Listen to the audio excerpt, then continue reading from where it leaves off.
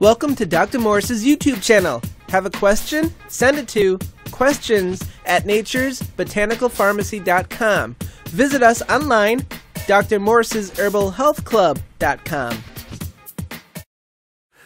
Hello everyone. It is sure a big pleasure to spend time with all you dear blessed ones. I so appreciate each and every one of you and the tremendous work that I see you doing out there. Never said it was easy, but it's incredible, isn't it? A lot of you are having so many great out-of-body experiences and stuff. It's like cool stuff. I mean, you guys are really opening up and being the light everywhere in the world, and it's incredible to see everyone getting their healings and everything. I'm just so proud of each and every one of you. I've been kind of down for a week. I've been fasting and going through things, and so I'm just now getting to the point where I can get this. I'm so busy. I apologize for that because I know some of you are out there hurting and you need help.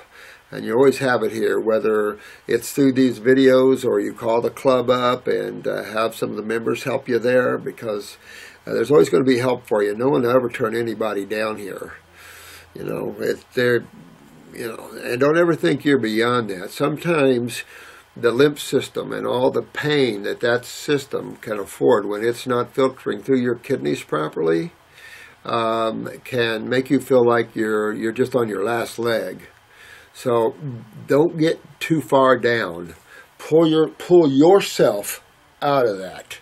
Get yourself alone. Spend some time alone and hug yourself, not your physical body. You, that which is infinite, that which is always there, that doesn't go anywhere, no matter where you take your body or not. And spend some time and love yourselves, because you each are so beautiful that you just start loving yourselves. When the thyroid is down and the parathyroid is down, that's depression, remember? And that's also on the flip side, I don't love myself. I don't care about myself. And also you add that to the adrenals that are down, that's your emotions. And then you're weak in that field. People take advantage of you emotionally. You easy to adhere to another or things. Attachment is a good example, where we attach ourselves to other people. And you should never need anyone or anything other than you. You've got to get to that point if you want to survive the future here on this planet, because it will rip it from you. This is a huge, you got two things going on here. You have spiritual growth and awakening, probably faster than you've seen on this planet before, but then you have the negative just keeping heels with it. And so it's just such a mess right now here. But if you kick back, it's for you to let go of your drama and step back and get to know who you are from a grander view. Because you should never, ever feel bad about yourselves. Each one of you are a vital vehicle for the Creator. That's why you were created. And each one of you feed that experience back to the Godhead. And it's just how God experiences itself in an infinite way. Sometimes good, sometimes not so good. Those not so goods, though, they always lead to the good. Because in the final analysis, it's just creation. And creation is simply there for your experience and your dining pleasure. So that's why, tastes have gotten man into fixing desserts and making foods with spices and getting away from his natural diet. Man's mind just says, oh, look, we can add and we can add and we can add. Animals work more in the now. They work more intuitively, so they don't have that. But as you start to see more of the maturing of the mind, and they showed tremendous studies with primates and what they're able to do and perceive. And then the Homo sapien comes along with a far greater ability to create. Immaturely, though, spirituality and the mind must be hand in hand. If you promote the mind, then you lose yourself. And now you're playing with your mind. And it's just endless streams of thoughts, comparisons, analysis, and the like. It deals with knowledge, which knowledge is a piece of all that exists. You're already a part of all that exists. There is no gaining knowledge. We feel that there is at this level, but in the final analysis, you don't need that knowledge because you are the sum of all things.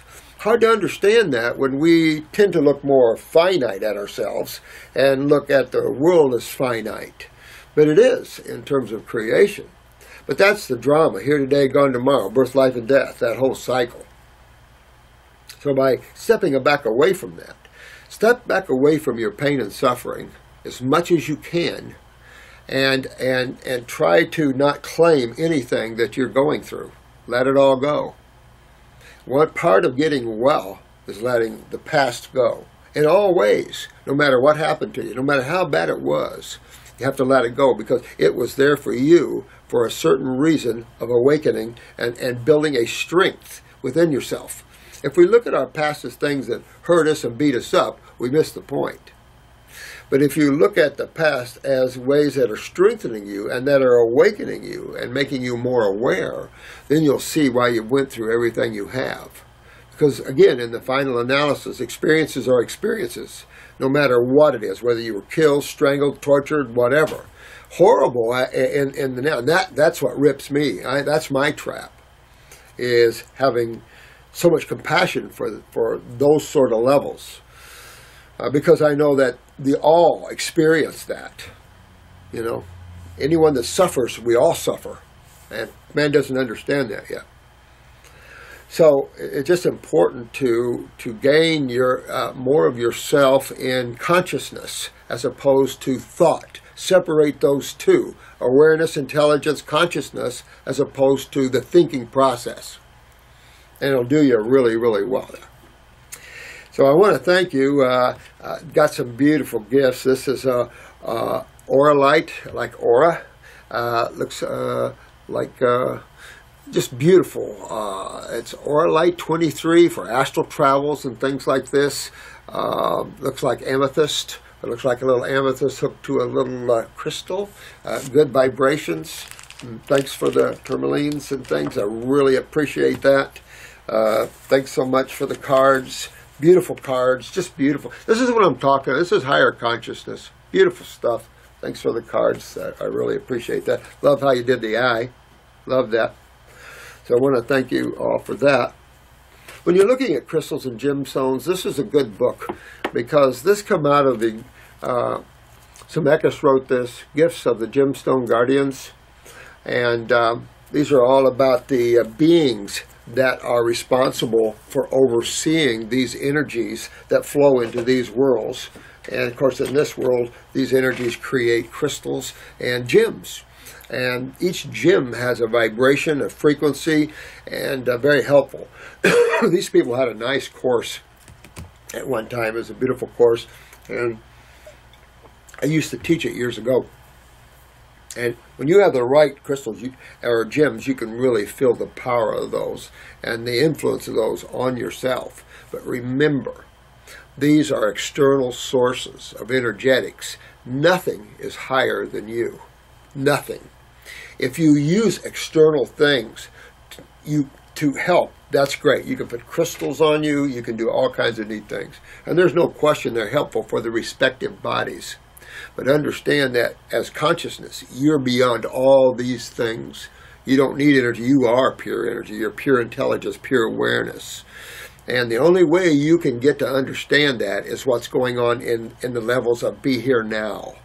Ram Dass started that years ago with that little book, Be Here Now. But the Act Masters, a lot of this is where this message is for those that are awakening. Not all can understand that. And that's okay. But it's enough to say that understand your higher self. And I hate to say higher in that you're separating yourself from yourself because you can't. There is no higher than you. You can't, if you always look to something outside of yourself, you'll never have joy or peace or happiness because you're looking externally to something that is already here now. Nothing can be more than what you are. And that becomes more into God consciousness, meaning you absorb into the God state. And then you really understand who you really are.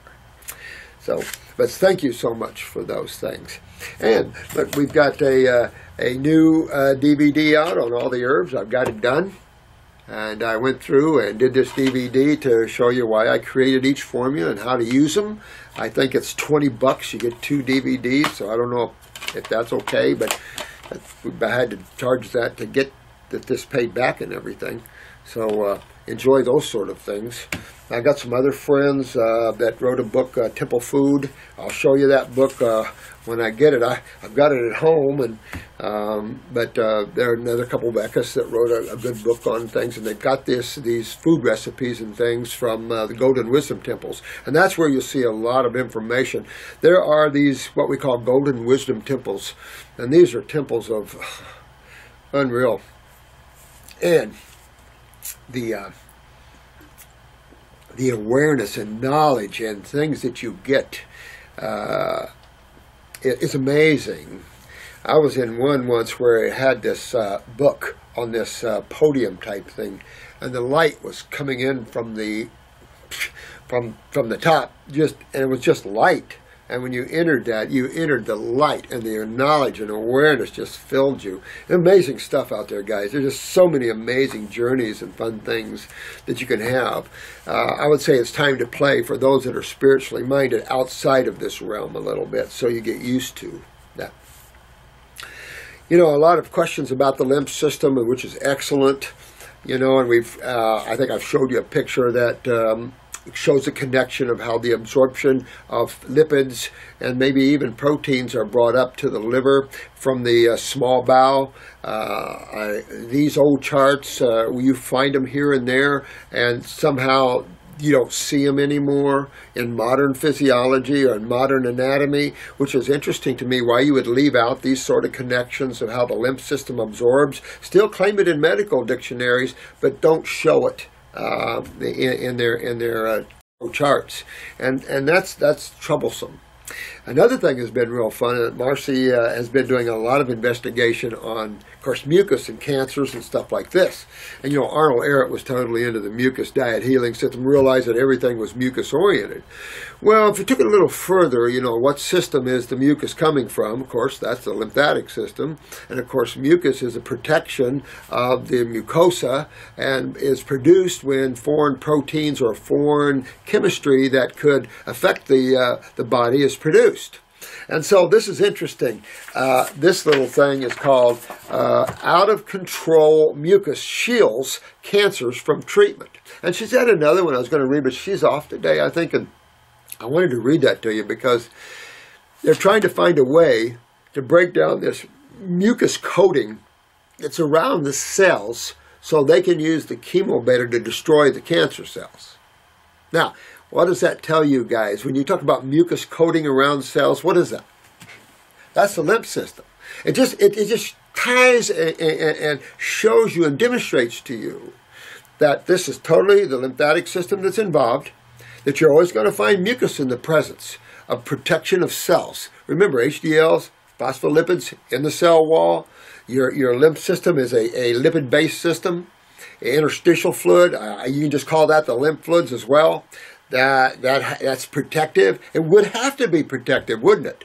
Acids produced by the cells. I mean, you can change the diaper of a baby. If you don't, that urine and stool will burn back that baby's bottom, won't it? Absolutely, because they're acids.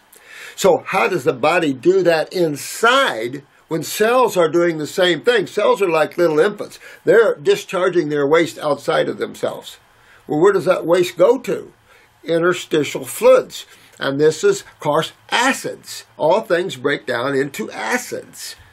So now, when that system isn't filtering through the kidneys, then we have systemic acidosis. We have interstitial acidosis. Therefore, you see interstitial cystitis, interstitial this, interstitial that. It's all interstitial. And if you look at tissue where you have cells, and then you have all these spaces in between them, that's interstitial. So you can see how much of a job it is and how big of a job it is to get into the human body and get these kidneys filtering, first of all, and to get to these interstitial spaces that go all the way up into the brain and down to the feet, into all the organs and glands, because the body's made the same everywhere you go. So it's just understanding that. And these guys should, if the allopathic, particularly oncology, understood mucus and understood the lymph system, they would change their whole focus and their whole understanding of this whole thing, of how they're going to try to control out of control mucus shields cancer from treatment. But instead of saying cancers, what should they say? Cells. Damaged cells. Because when someone says the word cancer, the illusion cast that it is some kind of disease with its own consciousness, its own awareness, and that could be further from the truth. You know, there's simple chemistry involved in the human body. You got cells, you got two fluids, you got two sides of chemistry. How more simple could you ask for it? And the mind has made so much a complication out of it, we're killing people by the hundreds of thousands, if not millions, worldwide. Well, we know over 1 million in this country alone last year, allopathically, for a lack of understanding how the body is and how chemistry is. And there's nothing else you can say about it. And yet you guys are showing the opposite to the world. You're showing just the simplicity of this, why this is, what mucus is, what acids are, how they can damage a cell, how they cause inflammation, how they cause pain, and the mutation of the body, but how you can reverse that by reversing how you caused it. That's simple.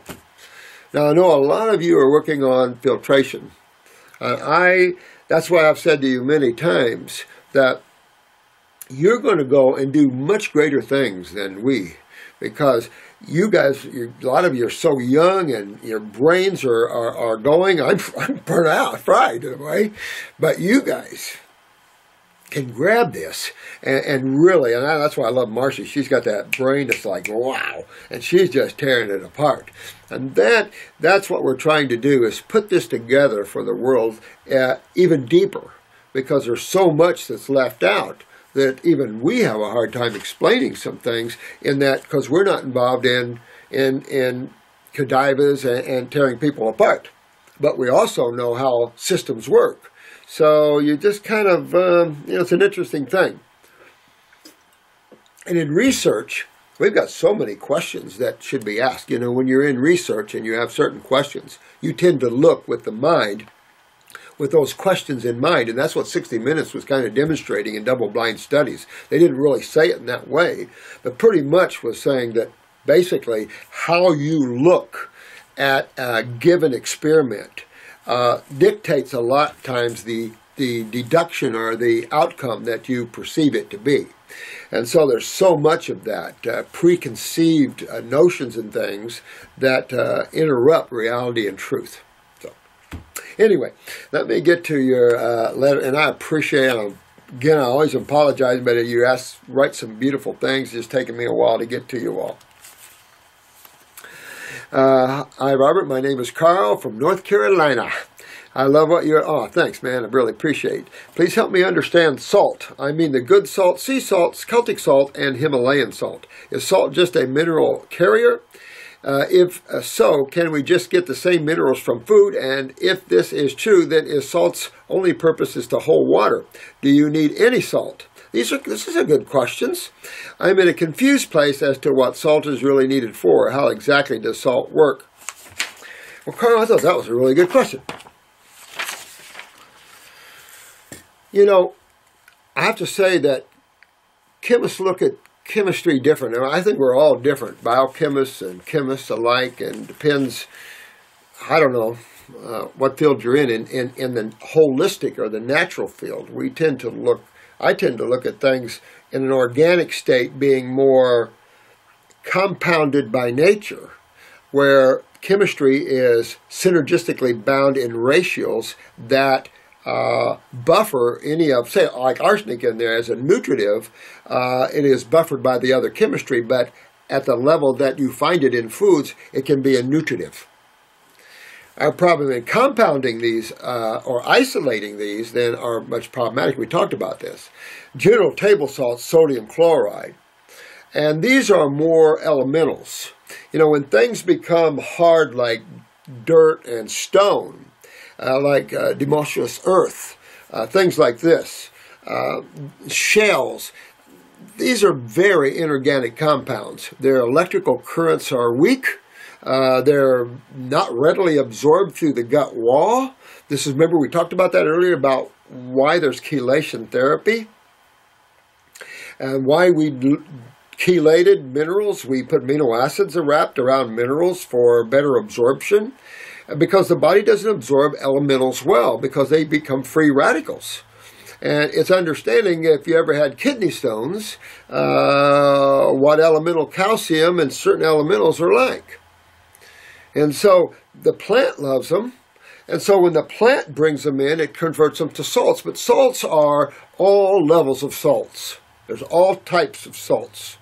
But salts are more synergistically bounded chemistry, transmutated out of the elementals for the plant. And then, of course, the plant then transmutates them as they become the fruit. So every level has its own uniqueness. So the fruit are the finest and the most electrical. As you move back to the plant, you become more elemental. And, of course, as you go down to the root system and the earth, then you become very elemental.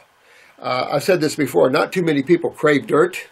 And salts are pretty much the same way. It's if you're going to use, those people that crave salt, you know that's sodium, you know that's the adrenal glands. Right away. But when you're trying to use salt to get healthy, I disagree with that thinking. Now, we recommend Himalayan or Celtic or real salt. These are full-bodied salts with all the minerals, and even the trace minerals. So you've got a bodied salt with a huge amount of chemistry in them, as opposed to sea salt or table salt, where they add iodine and it's basically sodium chloride. Sea salt, same thing. And these are very elemental, not well used. You don't do well drinking seawater, do you?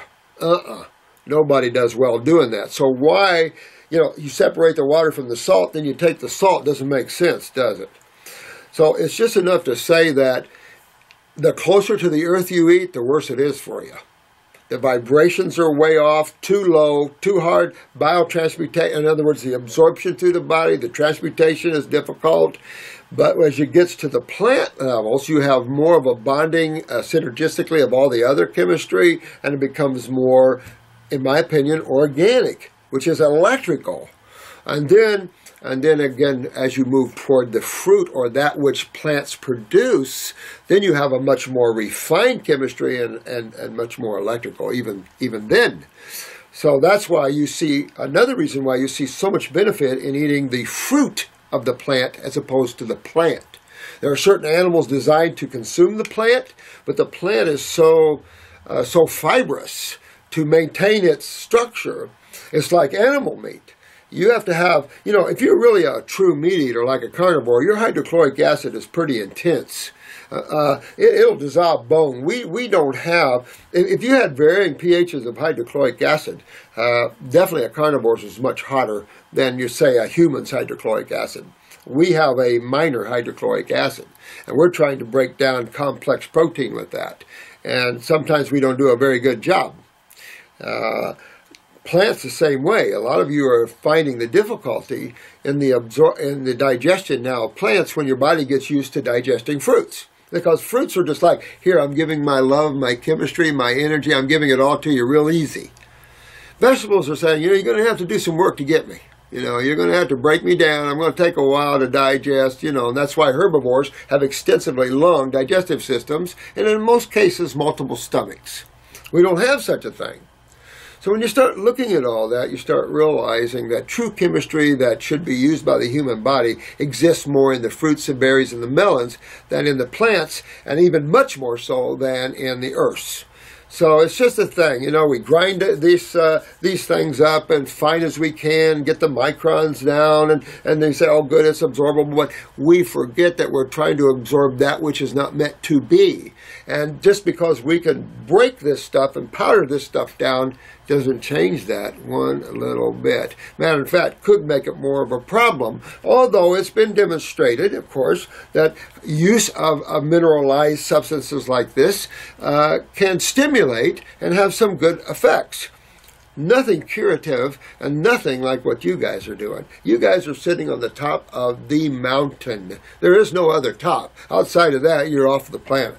because there is no finer healing levels, except for maybe adding crystals and gems into you, but you have to be careful, you know. Years ago, they used to grind them up and ingest crystals, like rubies for circulation, things like that. Good question, though. But if you're going to do the salts, you want to do the more chemistry, the better. The more synergistically bound, the better. So you would want your real Himalayan or Celtic salts, because they're full-bodied. That's why they're grayish looking. They're full-bodied chemistry-wise, and even with trace minerals. But you get all that in plants.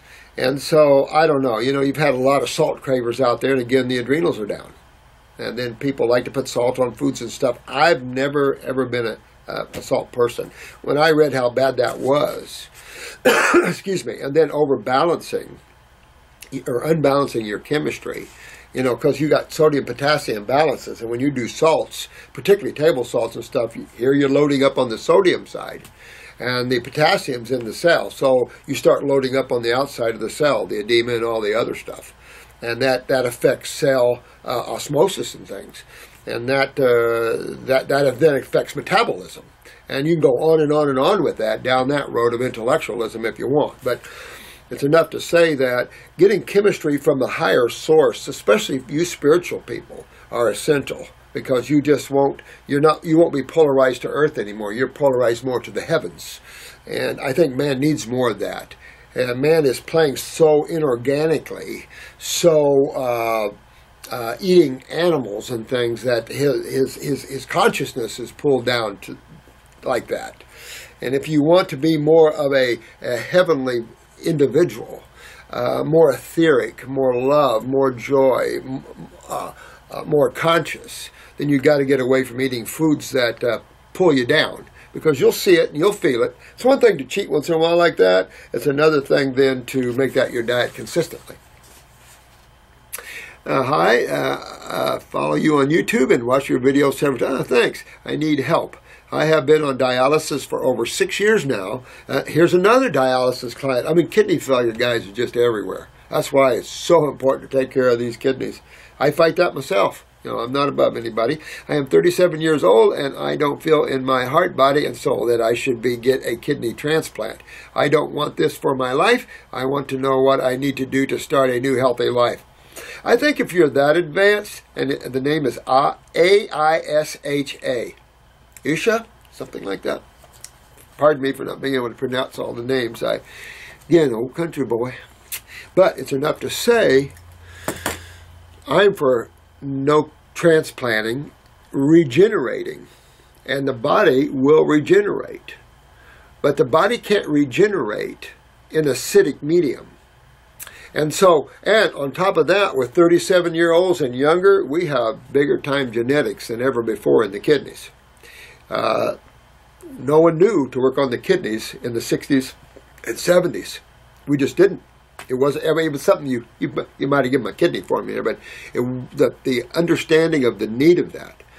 And I would have not understand filtration, again, if I hadn't been living in a Volkswagen van. And since there's no bathroom, you know, I would pee in a jar at night and then, you know, in the morning, toss it. But I peed in a jar, I saw all this filtering and sediment, and I'm going, wow, look at all that. And then I became a game with me. How much did I get out today? You know, and it just became a game with me. I didn't equate it with we're not filtering. I assumed that's what everybody did. So when I got into practice, and then people said, well, I'm not filtering, and I saw these urinalysis coming back clear, I'm going, what? And so that really started me going, wait a minute, we got a problem here. And so just things like that, you know, kind of turn you on to things. But in dialysis, it isn't easy. I'll have to say that. Let me say that. Because the dialysis procedure alone is toxic as hell.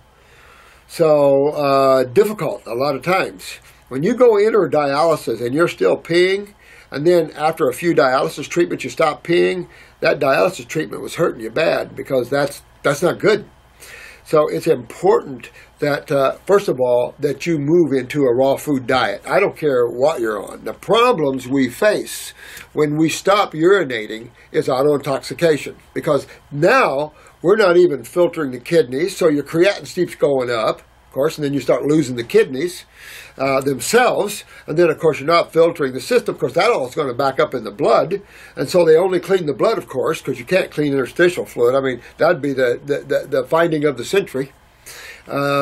So that's, and of course, since the kidneys are shut down, you can't clean the lymph system. So blood is the only source that you have, while your lymph system keeps getting worse and worse and worse. Even through dialysis, just because you're cleaning the blood, your lymph system is dead and there's no help. So it just keeps getting worse that way. So total raw. I would use kidney glandulars for me in a situation where my kidneys are failing, and I would definitely get on at least 2 kidney formulas.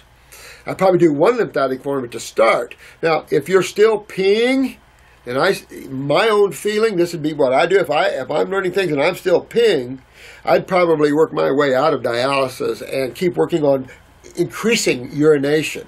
That means start moving into all raw, and specifically fruits and berries. Melons might be a little too much water right now for someone on dialysis. I would probably stay with my fruits and my berries, subacid fruits to sweet fruits, and my berries. And initially, I'd probably add the salads, at least 1 a day, or a green drink. Too many liquids, again, with dialysis, just means more dialysis time. And we want to do the opposite. At the same time, we got to rebuild those kidneys. No matter what they say, they tell you eat more protein. These guys are wackos from Wackoville. You know, that's the reason we lose the kidneys, are protein foods. So you come off of all proteins. That's essential, because you have plenty of amino acids in structured foods, and everything has a structure. So you have plenty of aminos, plenty of what you need, but astringents are better right now than trying to have aminos. You're already a built human. You got carriers and things. You have plenty of aminos in all these foods. And monkeys build up themselves from infants to apes on fruits. So I was just talking to Hildy there. She was in here having an appointment, doing unbelievable, ice changing to blue quicker and quicker. I mean, it's amazing what she's doing. But it's that sort of thing. She's starting to put muscle back on the same diet that was taking it off. And that's what I'm saying. When you see that, then you've round the bend to malabsorption. You're starting to see better absorption. The body's kicking itself down, slowing down detox, and heading more to also rebuilding itself. So good stuff.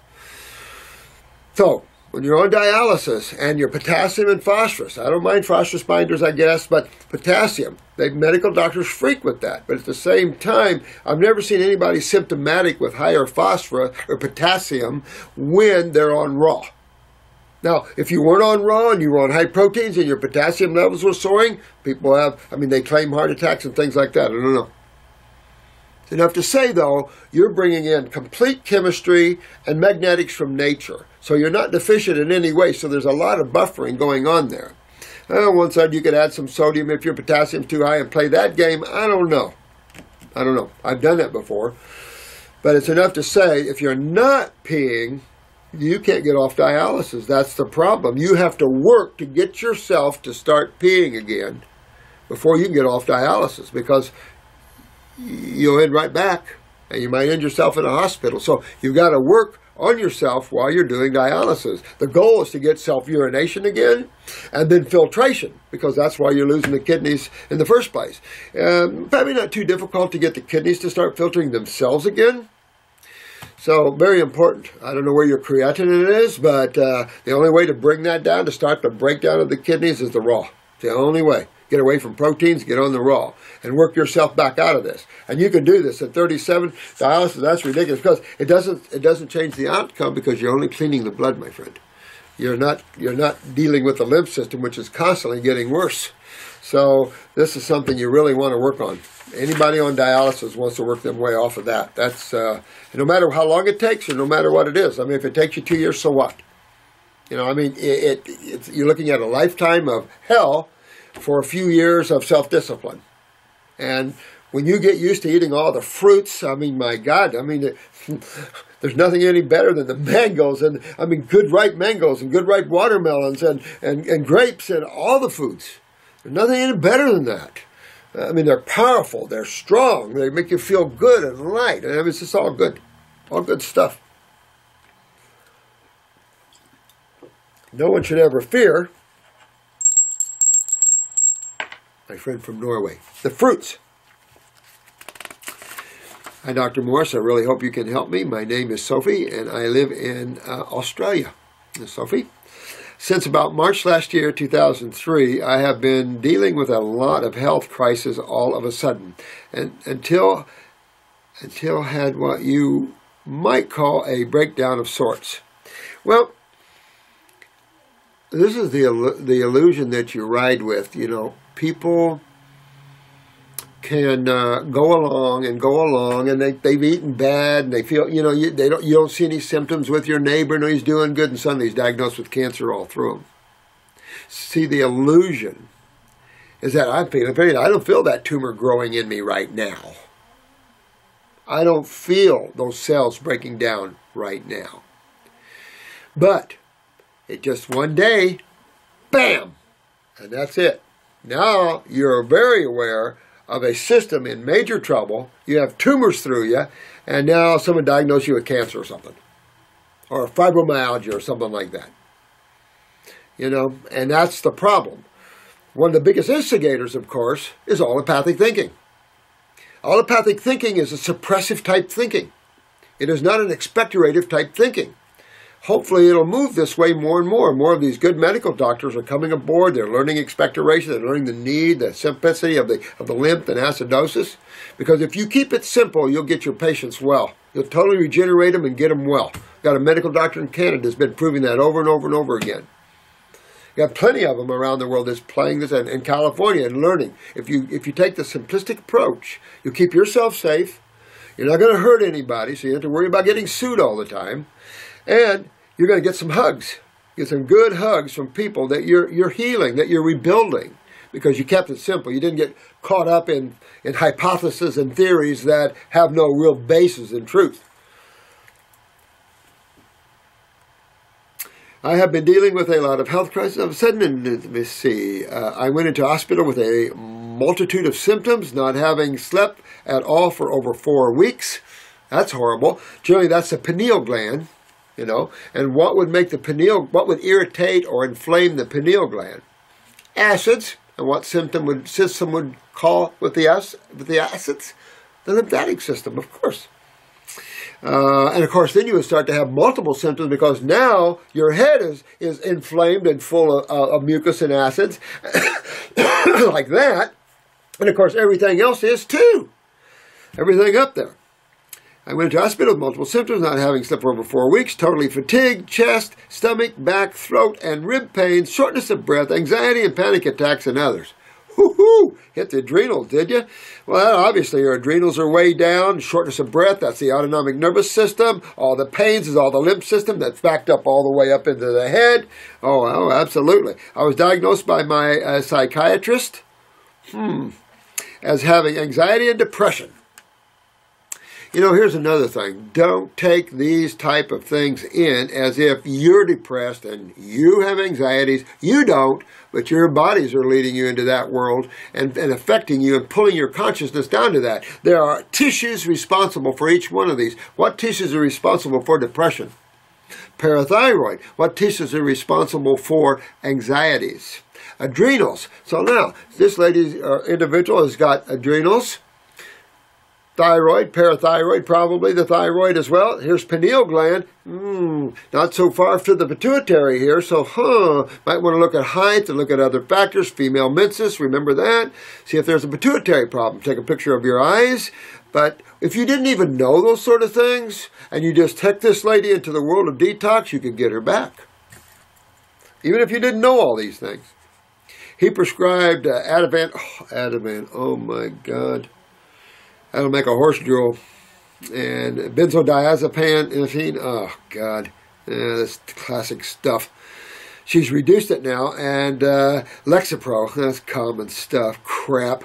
You know, if you look at all these shootings we have in school, and the other night they were linked, almost every one of them had these type of antidepressants and anxiety medications involved in the students. Isn't that amazing? And yet no one's bringing that out. Couldn't be the medical side, couldn't be the antidepressant, couldn't be the pharmaceutical side that's causing the problems of these people going off into Never Never Land.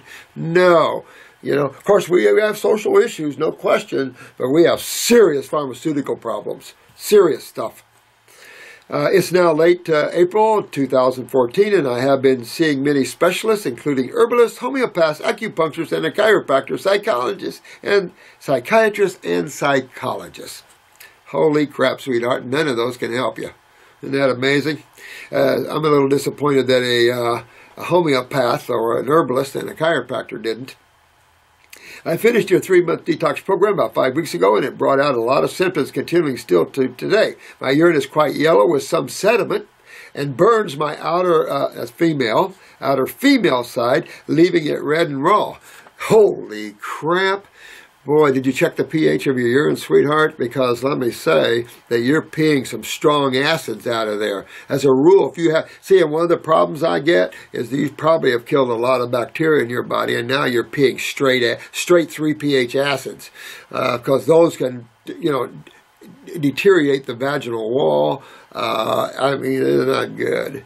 So if you're feeling it that strong, holy crap, you know what? I'd probably do some bicarbonate, some sodium and bicarbonate, baking soda, aluminum free, and maybe do get that fast track alkalizer we have here, which I think it's a teaspoon per cup. But you might want to do some bicarbonate use just to kind of try to get some alkalizing going in your body, because not only are all these meds acidic, you're acidic, so now you're taking meds that are extremely acidic, and your acid on top of that, and it's just all having a fatal effect on you, and you can't come out of this unless you change the nature of what you're bringing in.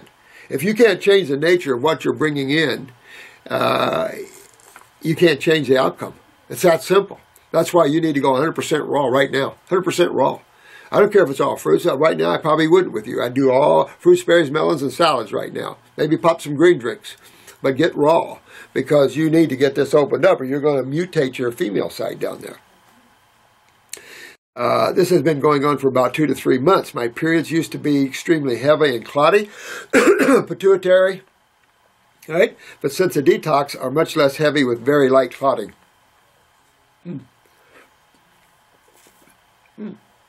Listen, I've been fasting on watermelons. I got the last bunch of navels from California. And I've been pulling it out of me too, guys. I do have uterine fibroids, so you know in the uterine wall you're very acidic, I mean your lymph's not moving. Ovarian cysts, same thing, you're popping cysts on the ovaries. As recent ultrasounds indicate, I eat about 50% raw fruit and vegetables these days, and often I don't crave any foods. I'm drinking 1 to 2 cups of Hillall tea a day. That is good, but I would probably get some baking soda since you're burning so fast right now. You're moving out some acids, and these meds are acidic. I am naughty, though, and still eat bread and animal protein. We don't want to do that no more, do we? Naughty, naughty girl. No. Tell that fish and that other stuff you're eating, I'll be back. I'll eat you later. Right now, I got to fix wall. Right? You want to fix yourself, sweetheart, because they'll hurt you. You want to set them to the side. Those are habitual type foods that we eat. Those are not nutritive of anything. They're more acidic. You're burning yourself even more. Not good. So I would really get away from all of animal foods, of course. Definitely no dairy products and things. You're probably full of fungus, no question. So get on a Parasite M or whatever. Sometimes I have sweets, which has always been a weakness of mine. There you go, fungus. So you want to get on a detox, get the Parasite M. Stay on that for a couple of months, kind of get this fungus out of you. Shows that the adrenals are down. You're not, you're fermenting your foods. So you want to get your adrenals up. That's obvious because your anxieties. If you treat anxieties and depression, you can get yourself really strung way out there. And you're going to hurt yourself a lot. Even though this indulgence is much improved. Good. It's one thing to indulge a little chocolate. Even animals love chocolate. So, it's one thing. No one's going to be perfect. You don't expect that out of anybody. When you're detoxing, you do those things the very least. But the worst thing you can do, and of course you won't detox appropriately, is eating any proteins. And that includes seeds and nuts and beans and things. And of course, You just want to get away from breads and stuff like that. There's nothing healthy about grains. I mean, if you're starving in Africa, whole grains would be nice. I doubt if they even get whole grains, but you can create a whole bunch of other problems. We need raw foods worldwide. We need the farmers. Much of the time I lack any appetite, though, and I feel quite low and anxious. Well, your body's just saying, stop. Your body wants to fast and say, stop putting crap in me. That's why that is. Does it to all the animals. When you're not feeling good, the body goes, stop feeding me what you're feeding me. I need to clean myself. I am much better than previously, but want to become 100% healthy without the issues I currently endure. Anxiety, depression. Now, you got to get on something for the adrenals. I definitely get something on the parathyroid, sweetheart. That's when I would recommend a glandular, so you ought to get a little meat. But definitely for depression. When you're into these things, I would go a glandular over a pharmaceutical any day of the week and get the fungus out of you. That's just an exacerbator of these things. Sadness and no purpose in life. Well, because your glands are down. All your endos are down. Sounds like all your endos sound like they're down. From your pineal, you can't sleep, so you want to get on a pineal glandular, and if it was me, I would do 2 about an hour or 2 before I sleep. And start getting some sleep and rest. At the same time, trying to get a cold and flu going, drain your sinuses, pull all this mucus and acids out of your head, so all your glands go, oh, okay. So clean up your bowels, clean up your kidneys, get on these eliminative organs that clean from everywhere. Accompanying chest, back, neck, throat, and stomach pains and shortness of breath. You see all these things? It's systemic. So what's systemic in the body? Cells and fluids. That's systemic. So the 2 fluids, of course, that are systemic are the blood that feeds the cells and the lymph that cleans them. That's simple. Shortness of breath, that's a nervous system problem. But you would have, if the adrenals are down, your autonomic nervous system would be down. So you can also get in heart arrhythmias with this. And with what you have, you can get into what they call atrial fibrillation, AFib. You got to be real careful here. And, you haven't had anybody help you. And so I'm glad you're working our programs and getting better with this. But we need to get better and better and better. Move yourself to 100% raw, honey. And if you have to do some cook, make it veggies. Make it veggies, not meats or anything like that. And dairy products would be topside worse. Worst thing you could do. Reliance on medication with I dispense no end. Well, you'll get off of that, won't we? So you want to get the glandulars, get the adrenals up, get the thyroid out, and at the same time start titrating and get yourself free from that. Hemorrhoids, which erupt in pain. So, this is telling me parathyroid. So you're losing connective tissue integrity, vascular wall integrity. So that's why you got to get that parathyroid up to strengthen the vascular wall down there. And then your hemorrhoids will cease to exist. Every now and then again, since childbirth, 17 years ago. Wow. Chronic tonsillitis. So these are lymph nodes. So what system are you chronic in? Thank you. Thank you. L4, L5, disc herniations. This lady is a textbook for us, isn't she? She isn't into Facebook people, you beautiful souls. And by the way, Lucy, thank you. I love your comment. Thank you all for your love. All that just pumps me up in a world where I'm fighting out here like crazy on all levels. Thank you for your love. It is all received well, and my love back to you 100-fold. Lucy said something about know when to hold them, when to fold them, and when to run. I got a big laugh out of that one. That was funny. But L4, L5, what do we got going on here? What vertebrae is that linked to? Kidneys. So since kidney and adrenals are down, it's making everything else come down on her, isn't it? Heart palpitation. I'm not surprised. Not with a low calcium utilization from the parathyroid and low neurotransmitter production from the adrenals. No question you're going to get heart palpitations, shortness of breath, things like this. Not good stuff. Sore joints, that's all acidosis. Cold extremities, that means your thyroid is down along with your parathyroid. You got all your endos down. And what makes things go down? Acids and the lymph. So the lymph is just protection. It's the acid that's doing it. But your lymph system is, you just think of your lymph system as the body's sewer system. I was thinking about this.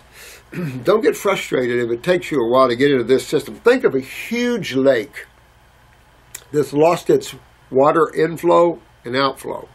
So when things go stagnant like that, what grows on it? Algae, fungus. And then we collect it, sell it as a health food. Blue-green algae, things like this. And people wonder why I'm not into that sort of food. People bitch about fungus, but they'll eat algae. And it's like, oh. So if I'm starting to infuse fresh water and opening up an exit point, and I'm infusing fresh water in a lake, how long do you think it's going to take me to reinfuse that lake? Quite a while. So it's just going to take you a while to reinfuse your body with base chemistry. Oh, and that does remind me. Let me talk about this because someone asked me about alkaline urine. I'll get to that in a minute.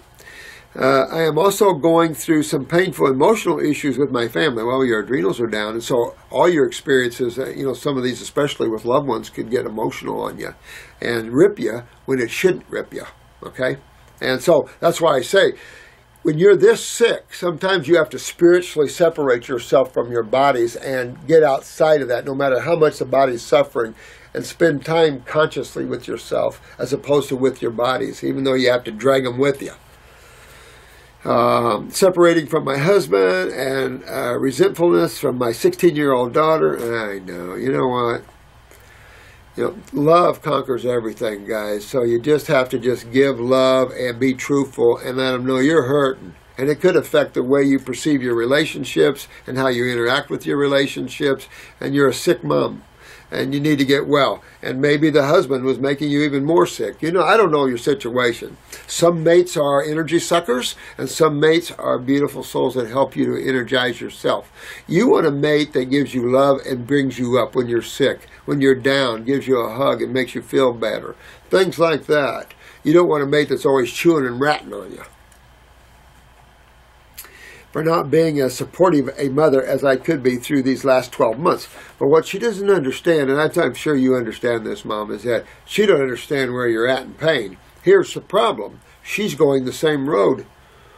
So you got to be careful. This 16-year-old daughter, I'd sit her down and have a conversation with her about your suffering and what's doing her. Let her view this video and let her know that she's walking down the same road and that she can get in trouble in half the time that you are. And that stop now and change yourself around. The daughter needs to look at her genetics and her lifestyle and change it. And Mom, you are doing it already.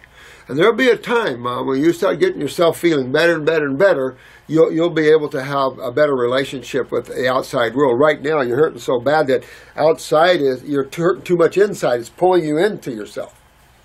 But again, that's what it's for. Remember that. You have to love Mom first. Okay? And other issues. I see an herbalist, iridologist, who prescribes a tonic and various herbs and Bach flower remedies that are supposed to address the deficiencies. Well, flower essences doesn't address the deficiencies. And I wouldn't even think in terms of deficiencies. That's not going to get you anywhere. But the flower essence are energetically supporting the emotional bodies for sure. And there's all kinds of neat ones. Get Moonshine Jarls, not a Bach flower remedy, but it is a Running Fox Farm remedy. She's got a lot of better remedies than Bach does for emotional and spiritual and things like that. But at the same time, you got to dress these tissues in your body. You got to dress your adrenals. I'd at least dress my adrenals and parathyroid right off. Even though that I suspect your pituitary is wrecking everything down, and my guess is you got chronic bowels to caboot. So, you just get in and start working that body, cleaning it out, rebuilding it, and things like that, because that's all you got to do. That's the only thing there is out there is what you guys are doing. Outside of that, you're going to go to these people that just treat you. Now, an herbalist is better because she's going to give you herbs and things. And herbs, even though an herbalist might treat your symptoms, those herbs know better. Those herbs are going to help you to clean your body aggressively and restore health of cells. So that's what you want to look at that. And if there's an iridologist, try to send me a picture in here and make note that I've talked to you over the YouTube and let me see your eyes here. Circulation, digestion, inflammation within nervous system, etc. In addition, I am restarting my yoga, meditation after a month, and try to keep a positive mind. Yeah, I know. You know what, Mom? You're hurting real bad, and it's a challenge for you. But that's why you're going through it. Because if you can stay in the now and spiritualize yourself, and no matter what pain or what's happening to you, that's a strong person. That's a strong soul. It's not easy to do because pain is pain. The mind races around, and I often can't calm down, because acids irritate the nervous system and make you hyperactive. And you might have been subjected to neurotoxins. Probably some of these meds are neurotoxic themselves. So it continues to irritate the nervous system, which causes irritation. It causes the mind to rattle on. Raw foods calms, cools, settles, relaxes. You need to be 100% raw, sweetheart. Thinking my health is becoming worse. Well, it is until you get it, but you're doing things, you're taking the right steps now, sweet. You're taking the right steps, and now I'm going to just take you deeper into the world of Wellville. Can you please provide any assistance to help me? You betcha. Get me off the meds without side effects. So again, we have to titrate off of these things, but you got to work on your glands. You got to get on these glands and help you. So you probably need to set up an appointment with Marcy or something and let him set your feet on the pathway the right way, because and then you'll get yourself pulled right out of this. It's not going to be difficult from what you're saying here. I don't think it'll be difficult to pull yourself out of that. Depends how chronic your lymph system is and chronic your glands are and that sort of thing. With my best regard. Oh, thanks, sweetheart. This is Sophie from Australia. Sophie, get some help. Go to the Facebook site. I'm probably already there. Get some help with this.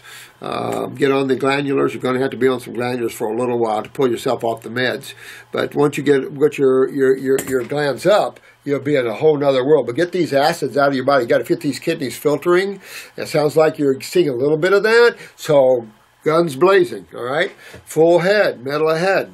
Get yourself going down that road. I'd shift to 100% raw, or at least 80, 90, and then the rest is just cooked vegetables or steamed vegetables. That way they're kind of a nowhere, no brainer, no kind of food. They're not going to hurt you, but they're not going to help you. That sort of thing.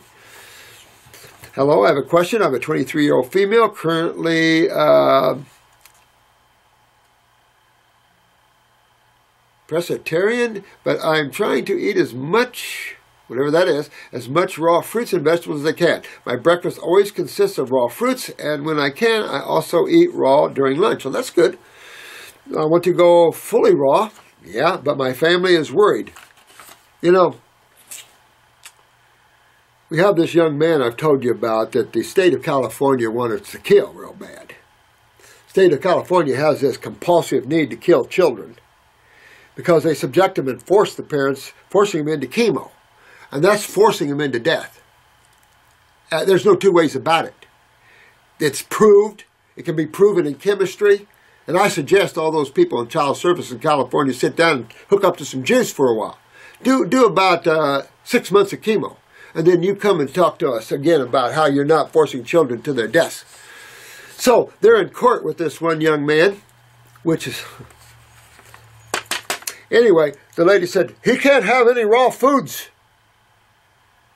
You can't have any raw foods. That's an evil lady. These are people that are being vehicles for the negative forces, and you have to be careful because they're running our governments now. They're running our child services. These are evil people who do not understand, or who maybe do on another level, what they're doing to the people. Can't have raw foods? What animal cooks their foods? Only the Homo sapien. And it can be well demonstrated time and time and time again how raw rebels and heals and cooked destroys. Matter of fact, there's a raw food, and I should get him that. There's a raw food pediatrician in Miami. He would beg to differ. So who's this lady that telling the judge you can't have raw foods? That's the only thing keeping this young man alive. Makes me want to puke. Mostly because I'm already skinny. Well, here's the thing. Raw foods don't make you skinny. Overcooked foods. What are you thinking about? There's no nutrition in cooked foods. How can they make you have muscle on you? That's because when you go on raw foods, you immediately start detoxifying. So your body's going to focus on detoxification first, then it's going to rebuild you. That's what people don't get. They need to get with this. And if you get too skinny, you're malabsorbed. The only reason you're keeping on weight is probably your starches and your proteins, which is a synthetic weight. That's muscle that you'll lose right off because they're inferior in every way. You're packing the wrong way, and that's what people don't get. Eating raw foods don't make you worse. But they do start the detoxifying program, and then it'll turn around like Hildy is. It'll turn around and muscles will start coming on, but you got to fix why you would get skinny on raw foods. Why would you get skinny on raw foods when they have more nutrition and more energy than their counterpart cooked? Their counterpart cooked are dead. So how does dead food keep muscle on you over raw food, which puts muscle on you? Explain that. They impact you. They block absorption. You know, and then we pound our body full of these amino acids, which you'll put on some muscle with amino acids to pay the serious price of acidosis and kidney loss, and then you're going to lose them anyway. Not smart. I'm trying to gain weight, but I just don't gain weight that easy. That's because you're malabsorbed. And if you don't fix malabsorption, there's no gaining weight ever the right way, or muscles the right way. You can put fat on you. Just start eating a lot of starch. But if that's what you want, it creates acidosis, plugging of the bowel, the villi of the bowel, mucus forming is crazy. You know, people just don't get it. That's why I keep telling you guys how important you are to this world, but this is just another case. I've seen families ruin people's health because the individual was afraid of their family. You're the most important thing. Forget what your family thinks. These are just other souls in your life. And if you make those other souls priority over yourself, then you're going to succumb to that. And they're just unconscious souls. They don't know what they're saying. They have no clue. So, you're the one, and you're the one that has to stand tall and say, I'm doing this for the health of me, and learn how to explain it to them. It's not difficult to explain raw foods overcooked, guys. It's not difficult to explain what you're doing and why malabsorption and why skinniness. And that detoxing first is how the body cleans the reason you have malabsorption. So what's the biggest system you absorb into? The lymphatic system. And when your lymphatic system is backed up and you see it in iridology in the wall, you're going to have malabsorption. How are you going to fix that eating cooked food? You don't. You don't. So I'm taking it slow also for myself. You know, if you want to get yourself well, Eveline, hit it. Drive your car to Wellville, sweetheart. Next step is not eating fish anymore. The next step is nixing fish, nixing proteins, nixing dairy products. Get on your raw foods. Have a little steamed vegetables if you want to keep everybody happy. Have big salads if you want to. Go slow, but go. Don't go this slow. That's too slow. Get big salads and eat big, robust salads if you want. Who cares? Have salads twice a day with some steamed vegetables and your fruit in the morning. That's slow to me.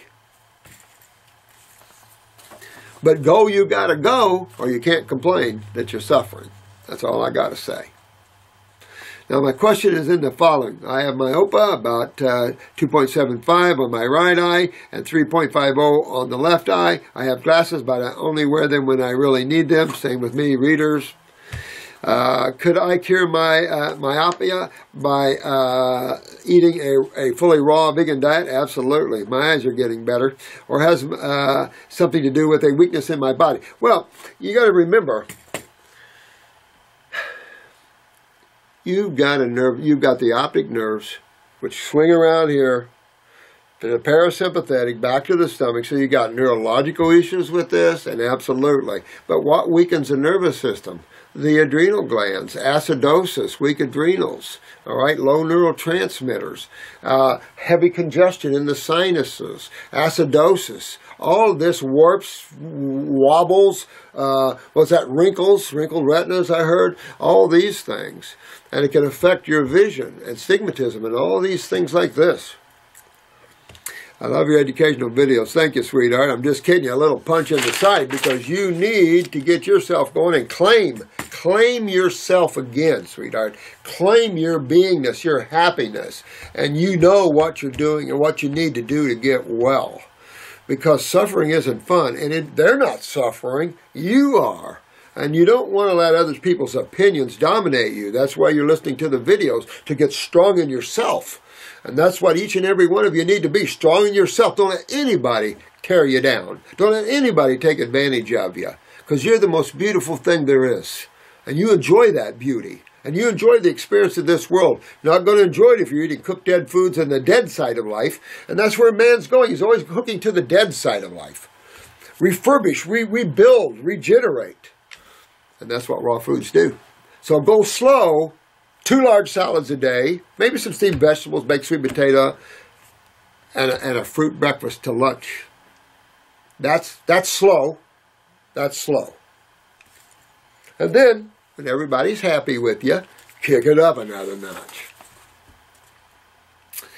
Lizetta, Dr. Morse, what do you think about using milk thistle for detoxifying the body? I don't know about detoxifying the body. Great for the liver, no question. But I think as a single herb, it's okay. But when you mix it with some other barbarous families, you get to really do well. You know, burdock, Oregon grape, things like this, yellow dock. But I like milk thistle. You know what I mean? Do you use it in your formulas? Absolutely. I have heard it is great for the liver. Absolutely. Detoxifying heavy metals. I don't know about detoxifying heavy metals out of the body, milk thistle, but I tell you, milk thistle is a good herb. I don't have any problems with using milk thistle. I love all the herbs, really, except for a few that can kick your hiney too much, but no, good. Yeah. A few friends of mine also reported eye color change using milk thistle. Now that I would be interested in. That would be cool, because what system would milk thistle be helping if that was the case? The lymphatic system. And that would be cool. I'd like to hear about that. Those guys have used it changing your eyes with just milk thistle.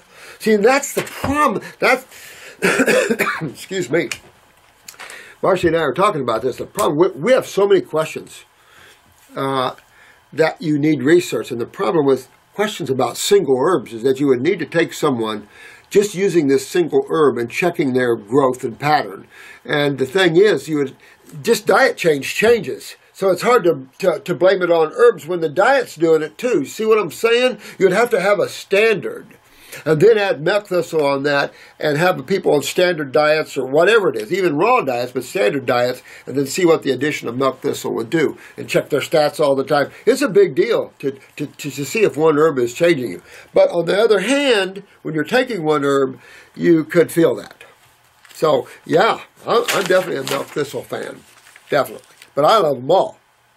I mean, look at burdock. Burdock, I like burdock better than milk thistle, to be honest with you. Burdock, roots, seeds, everything, amazing leaves for burns, for the liver, for the blood, for tumors. I mean, my God, I'm surprised the FDA doesn't try to outlaw, but come up with some stupid, idiotic thing about burdock. I mean, we're doing pretty good. Hello, Dr. Morse. I am Alan, A-L-I-N. I wrote to you a couple of weeks ago about my condition, and I just wanted to say that I appreciate, oh, thanks, man. Optimism and helping me to get well. I am a pretty spiritual person myself. Good lad. So please don't consider that if for some reason my health is compromised. I am not living a satisfying life. I am trying to make the best out of it as best as I can myself. Would it be nice if I could get some support from my own body as well? I know. But you know what? Some of us wake up to pretty bad bodies. You know, I'm so ingermane my eyes and what my genetics are and how I've changed my eyes from hazel to blue. But I still have my genetic lesions that I'm working out and stuff. And I haven't, in 40-some years, always been raw. I've been back and forth. I've tried to maintain 50 to 60% raw in my life. But there's times when I've been up to 90, 100, and there's times that I've been down to 50 and 60. I don't know what to say about that. You know, it's just what it is. And so, but it's helped me learn and grow out of that. And I suppose that's the reason why. But you do your best. You always do your best, but some of us wake up to bodies that are a little more problematic than others. And you just have to work out of it, work that body out of it, work that body out of it, work that body out of it. But keep that as your body, not who you are. You know, that's why good contemplation, meditation, learn to travel outside of your bodies, you know, in out-of-body experiences, and have fun in more grander schemes of things, and find your sukkah in God and consciousness as opposed to into finite things like physical and emotional and mental things. Hard to explain the difference. You can see why when you become more conscious, why there is emotions in mind and why all that is. I just have a lot of groundwork to cover at the moment. As you said, it's miles of stagnating lymph and trillions of cells to detoxify. And that's it. And you hit it right on the head, my friend. That just takes a while to do. But, you know, it's doable. And you guys are doing it. I mean, you all give yourself a big hug and love today because you're all doing so great. Some of you have harder worlds to come back from than others. And we all should be compassionate to that, by the way, as healers. You always want to be compassionate because some of you guys have got some really good genes out there. You're getting yourselves well. And just know that everyone, you know, is just on this long road. and we're all here to help each other. No judgment needed. If you need help, we're here. If not, okay. You can't let yourself get beat up if someone won't do what you know they need to do, you know, to get well. You can't, you know, you just have to say, this is what I would do. This is what you can do to get well. This is what I found truth to be. And hopefully that soul will pick that up and use that. And you can help that soul, but don't get pulled into their drama because they'll pull you down as a healer. And you don't want to, like one guy came in here one day, had cancer, and something I can't remember, probably prostate or something, and he said, well, I'm going to put my life in your hands. I said, oh, no, you're not. No. You're going to put your life in your own hands. I'll teach you why you have damaging your cells and what's causing that and how to reverse that. But I don't put your life in my hand. You put it in your own hands. And that's the problem. People are so used to say, here, doc, here, you take care of me. No, it don't work that way, obviously, right? Right. And some people have killed themselves doing that. A lot of people. It won't happen overnight, but it's a pleasurable experience. Yeah. And I don't mind at all.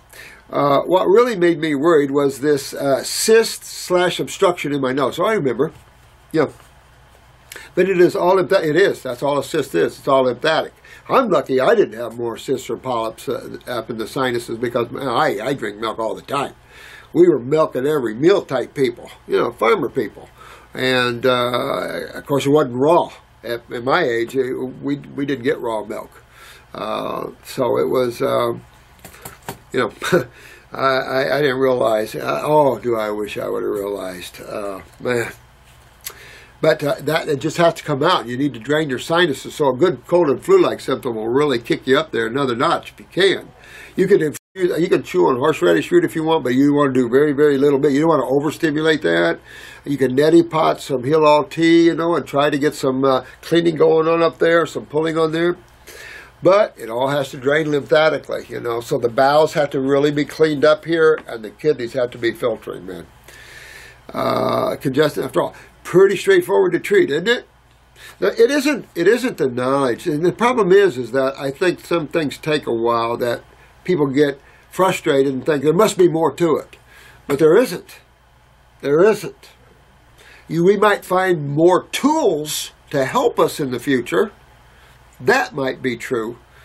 And maybe even some electronics. But the reality is the reality of it. You know, it's not difficult to see the reality of life here. You have consumption and elimination in every level there is. That's life. Consumes and eliminates. Birth, life, death. All those cycles are reality for every creature, everything on this and every other planet in this physical universe. No matter what the beings look like on those planets. A bit more difficult for me because of the pain, I know. Sometimes it gives me. I know it, man. And it affects the breathing. You have to be a mouth breather. Absolutely. Because of the pain. Let's see. Coming a little bit hard. Let's see. This is the boat I found myself in, so to say. And I need to adapt to the situation the best I can. Every one of us would or should do the same. Yeah, I agree with all that. Best wishes out. Oh, thanks. I will attach you a copy of the MRI scan when the congestion can be cleaned out. Oh, absolutely. I'd be liking that.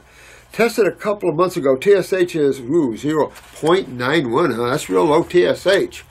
So you have to look at the T3s and T4s. Make sure you're getting enough T4s out of that. Because if you're not, your pituitary's down. And you need to build that up. But if you have sinus up here, wouldn't your pituitary be down? Absolutely. So you might need to pop that pituitary up a little bit. You could use Trace Tree if you want to use the herbal side, or a pituitary glandular. Better be careful because all this congestion up here, you can grow pituitary tumors. You know, we don't like that. So, you know, we want to get that moved out of there. But that's low TSH for sure. So that could translate into the low T3s and then the low conversions to T4s. This might be because there's not a lot of oxygen going through my nose. Well, maybe. But that wouldn't be for the, oh yeah. No, you know what, man? You just got to, he circled his cyst right here so you can see that. That's just what it is, you know, more congestion, more swelling, more mucus. And it's like this, I'll read out of control mucus. Now, let me read you this because Marcia, you highlighted this when we see something.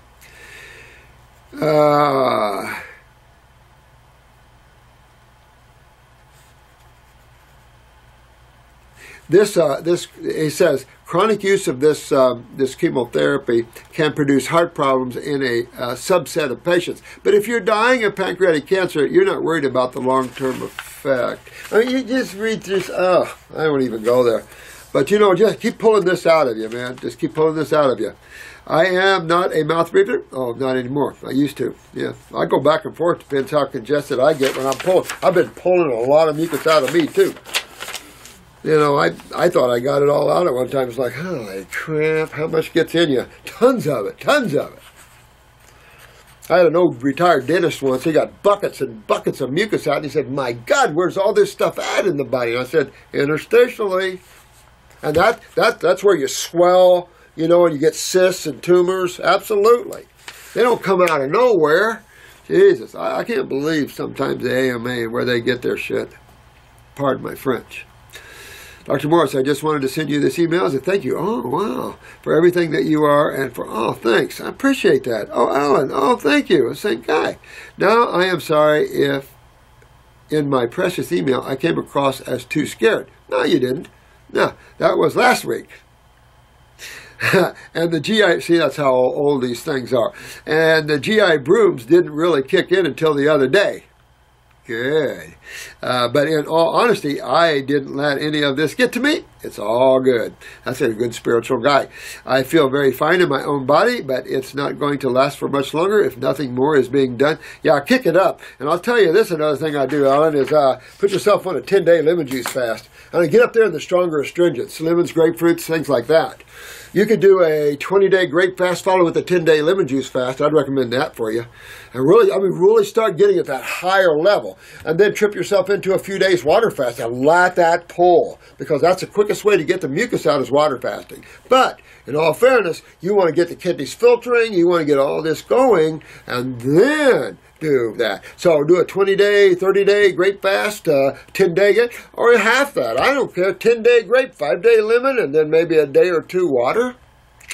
That's going to help pull that cyst out better. Once you get yourself running, now you got it on the run. But fix those kidneys. Get those kidneys filtering and all that other stuff out. This is Monica. Where's my fresh orange juice? I was in too big a hurry to get here. I've been so busy, and I know I'm behind, and I apologize with that. I know a lot of you are hurting here. Let's see here. In order to see the bigger picture of herbalism, what is the physics of botanicals upon the body? Holy crap, man. Every one of them is going to have a different physics is electromagnetic energies. From a spiritual viewpoint, it's different levels of consciousness. So each chemical in and of it, each element has its own state of consciousness. Grouped together, then you have a grander state of consciousness, and then grouped together as even more. So when you have these elements and everything synergistically bonded into a unit, then you have a certain consciousness of that plant. And then, of course, from the mind, that plant has been perceived and conceived as having an individuality to it. It has a certain effect to it. And you could, I guess, I got some good books here on chemistry of plants. You could tear that up, try to figure out, this would be a lot of mental work. But you could, look at this and tear into this. It'd take you a while, figure out, like alkaloids, specific alkaloids, and the effects of different tissues and the magnetics of that, and maybe the consciousness of that. But each plant, and again, each plant has such a varied power on the body. Each plant can do 10 different things to you. physically. So you have all levels of physics or magnetic energies that can impact different tissues at different levels. So here you got, at a certain level, you have a cell which is consciousness, which is losing its consciousness, being pulled down by the mind and emotions, being pulled down into the physical with the acids, and pulling its magnetics down, pulling its consciousness down. You're infusing it with consciousness of a higher order, which is infusing, because that has a specific action, a specific magnetic action to that cell. That cell's going to pull its awareness up because of that infusion of that consciousness of that specific herb. And the glandulars work similarly. And this is specific. It's been radioisotoped to show you that specific large chunks of chemistry do get to cells. So it's all, from one level it's about consciousness, remember? From another level, consciousness becomes frequencies of energy or states of consciousness, hence physics. And then physics, of course, translates into chemistry. I've always said chemists should always have physics in the background to expand their awareness of chemistry. And then physicists need to have a little chemistry to understand, of course, the downside of isolated physics or frequencies of electromagnetic energy. But to figure all that out, good friggin' luck. All we know is that we found that certain herbs are good for certain tissues. But you could make a science out of it and really tear into it. But I would never want to put my mind through that ever again. I've done that so much with the lymph and all this to get you to where we are now. And I'm tired of using my mind. I want the peace of the allness of God. I've heard some natural hygienists say that they innervate and stimulate and suppress detoxification. Yeah, well, that was the downfall of natural hygiene, my opinion. Is that they claim that in herbology, and they're full of crap. I've used herbs for 43 years and seen totally the opposite. Plus, they're vegetables, most of them. And we use a little barks and things like that, so what? That's just a little more dense chemistry. Everybody's eating Timoceous earth and all this other kind of stuff. So, excuse me, a few roots and barks, excuse me. It's all energetic, it's all chemistry. But as far as being toxic and stops detoxification, I've never seen a natural hygienist detoxify worth of crap anyway in natural hygiene. I mean, water fasting, okay, but not on a natural hygienic diet. That's fruits and that's more vegetables than fruits even. So I am very familiar with natural hygiene. We had a natural hygienic institute down here, and I lived there. Shangri-La, Bonita Springs, very familiar. But that's the one side of it they're very wrong in. And sorry, but that's why they're kind of fading away. I want to clarify as I wonder how a person genetically compromised and toxic will sooner regenerate on botanicals than on water fasting or other fruits alone. Well, I like all three, to be honest with you. I don't just use herbs to detoxify people and don't recommend it. Because people have used just herbs with a kind of a 50-50 diet and got pretty good improvement, but never like the foods and the fasting. For me, fruit and berries and melons are top of the list in diet chains for Homo sapiens. Fasting is something you do if you want to dig into the body and detoxify stronger. Absolutely. They sit at the top to me. Botanicals sit on the third side down. With those, you can accelerate all those processes. There's herbs that'll pull tumors out of you where you could be fasting till hell freezes over to get them out. So they're just our friends to help us accelerate these processes, not to inhibit these processes. Plants don't inhibit nothing, guys. Pharmaceuticals do. So I was always amazed that natural hygiene took that approach. And, of course, I adamantly disagree with them. And again, look at the natural hygienists. Look at T.C. Fry, Bragg. These guys died extremely obese, extremely out of shape. I've been to a lot of natural hygienic dinners. I mean, I'm very familiar with that stuff. But I think you're misinterpreting our using herbs as an exclusive for detoxifying. I think you're misinterpreting that. There's a debate going on out there about herbs, but I feel there are many levels to health which need to value botanicals. Listen, these are the blessings and the tools. Even nature uses them, guys. These are our little blessings to help us through these. Do you live on them? Hell no. Nobody lives on herbs. You should live on fruits and berries and melons. But vegetables are herbs, if you didn't know. All vegetables are considered herbs. So when you sit there and say herbs are bad, you're kicking vegetables. Of course, I do kick vegetables a little bit. But vegetables are hybrid herbs. Now, there are herbs that are roots, but then we have vegetables that are roots, right? Tubers, right? Okay, so the debate should be ended. What indeed are the actions of herbs upon the body, though? Just for clarification, in a bird's eye view way, even examples of case studies would be welcome. Monica, examples of case studies, sweetheart. You get on Facebook, you'll see lots of studies, case studies. We're loaded with them. Tens of thousands of case studies worldwide, sweetheart. Just get on Facebook and ask people how they're doing, how they've been doing. Try them yourself. Don't be afraid, honey. It won't hurt you. Jump in. Enjoy the herbs. You know, they won't hurt you. If you want to know how something is, wear the robe, ride the bull. Don't sit there and listen to other people's opinions who know nothing about them. You know, if you're not an herbalist and you claim to know about herbs, it's like asking a medical doctor about herbs. That's like asking natural hygienic people about herbs. They don't use them. So they're just opinionated. And opinions can get you, I can buy an opinion for a penny. Opinions are worthless. And some opinions will take you to hell, Bill. So be careful what you believe in. Look at what nature does. And God created them. And that China's been using botanicals in India for how many years? 5,000? Oh, it's going on 6,000 years? I'm not talking about bears, paws, gallbladders, and the like. I'm talking about botanicals. So I think you're really unwarranted in your thinking, and I think that people that want to have that debate can debate all they want. For those of you that want to get well, forget the debates, jump in. The water's fine. There's been thousands and thousands and thousands of people before you. I've had well over 150,000 people on herbs. Plenty of case studies, plenty all over the place. Our files are full of them, and the Facebook is full of people that are doing these herbs worldwide. So talk to them, my dear. But I would say try them on yourself, and then you'll know. Hey, Doc, I hope you're well. Thanks for all your kind. Oh, yeah, I'm well. Past the kidney stone, though. I was growing up on my diet of high protein and milks. Gave me a lot of kidney stones in there, embedded in the mucosa. And as you detox, you know, you pull them out. So it's never fun to pull out stones.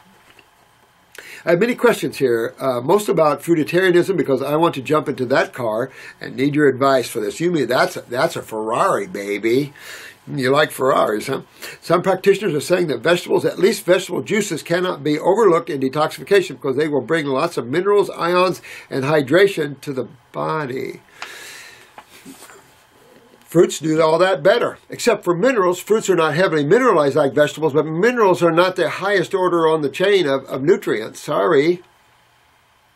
Foods are so much full. People are stuck with these ions. There's plenty of ions in fruits. I mean, that you've got alkaline chemistry out the butt.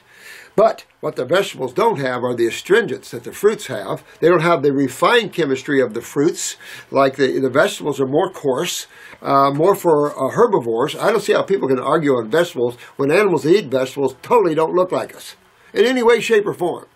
And yet everybody's arguing on eating vegetables, yet the species that are closest to us are not vegetable eaters. You can argue the mountain gorillas are forced to eat the greens. Yeah, you can argue that one. But I can guarantee you that if you gave them a fruit grove or a vegetable grove, they're going to go over to the fruit grove. And the orangutans are mostly frugivores. They're unbelievable. Stronger. The babies are so strong. They just, I've seen a lot of specials with those guys. And nothing that you just said here doesn't fit fruits, berries even more or better to the body. A lot more than the fruits, they say. Well, then they haven't lived in fruits and lived in these higher levels. They have not done that. I love these people that give opinions on things they've never done. They read or someone else gave an opinion, and that's like following the herd.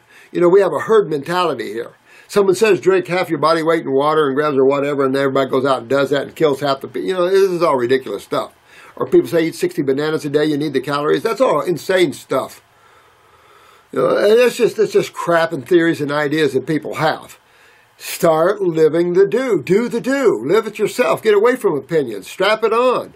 Fruits never killed anybody. Enjoy the fruits. I don't know why anybody ever thought fruits. That's just the negative forces keeping you away from a higher level of experiencing health and vitality. And a lot of you that are seeing that can't go back to vegetables because they're way too coarse. So for you that are you the naysayers that talk about this, get yourself up on a fruit diet. Not going to kill you. Get yourself way up there and then try to go back. Experiment for yourself. You become the living truth instead of a book or somebody else saying this that has no brain power. Okay? I see this all the time on this planet. And it's keeping this planet low because people are using their mind too much. And they got the herd mentality here, the social consciousness. Break away from that. It can pull you and suck you into misinformation. For those of you that are on the YouTube, on the Facebook and all that, know so much better than this crap. And if you fall into these, and some of you are new to this, you're going to fall into these things, and don't do that. That's someone else sucking you into their negativity and their opinions. They've never experienced the levels that you're experiencing now, because they've never done it. So don't be pulled in, because you'll lose your health. And that's what you're talking about herbs here. Herbs and vegetables, same thing, guys, same thing. You know, that herbs are non-hybrids. And herbs are everything. Everything produced and made by nature has a specific reason and a specific vibration and frequency, like the gentleman asked me about the physics of things.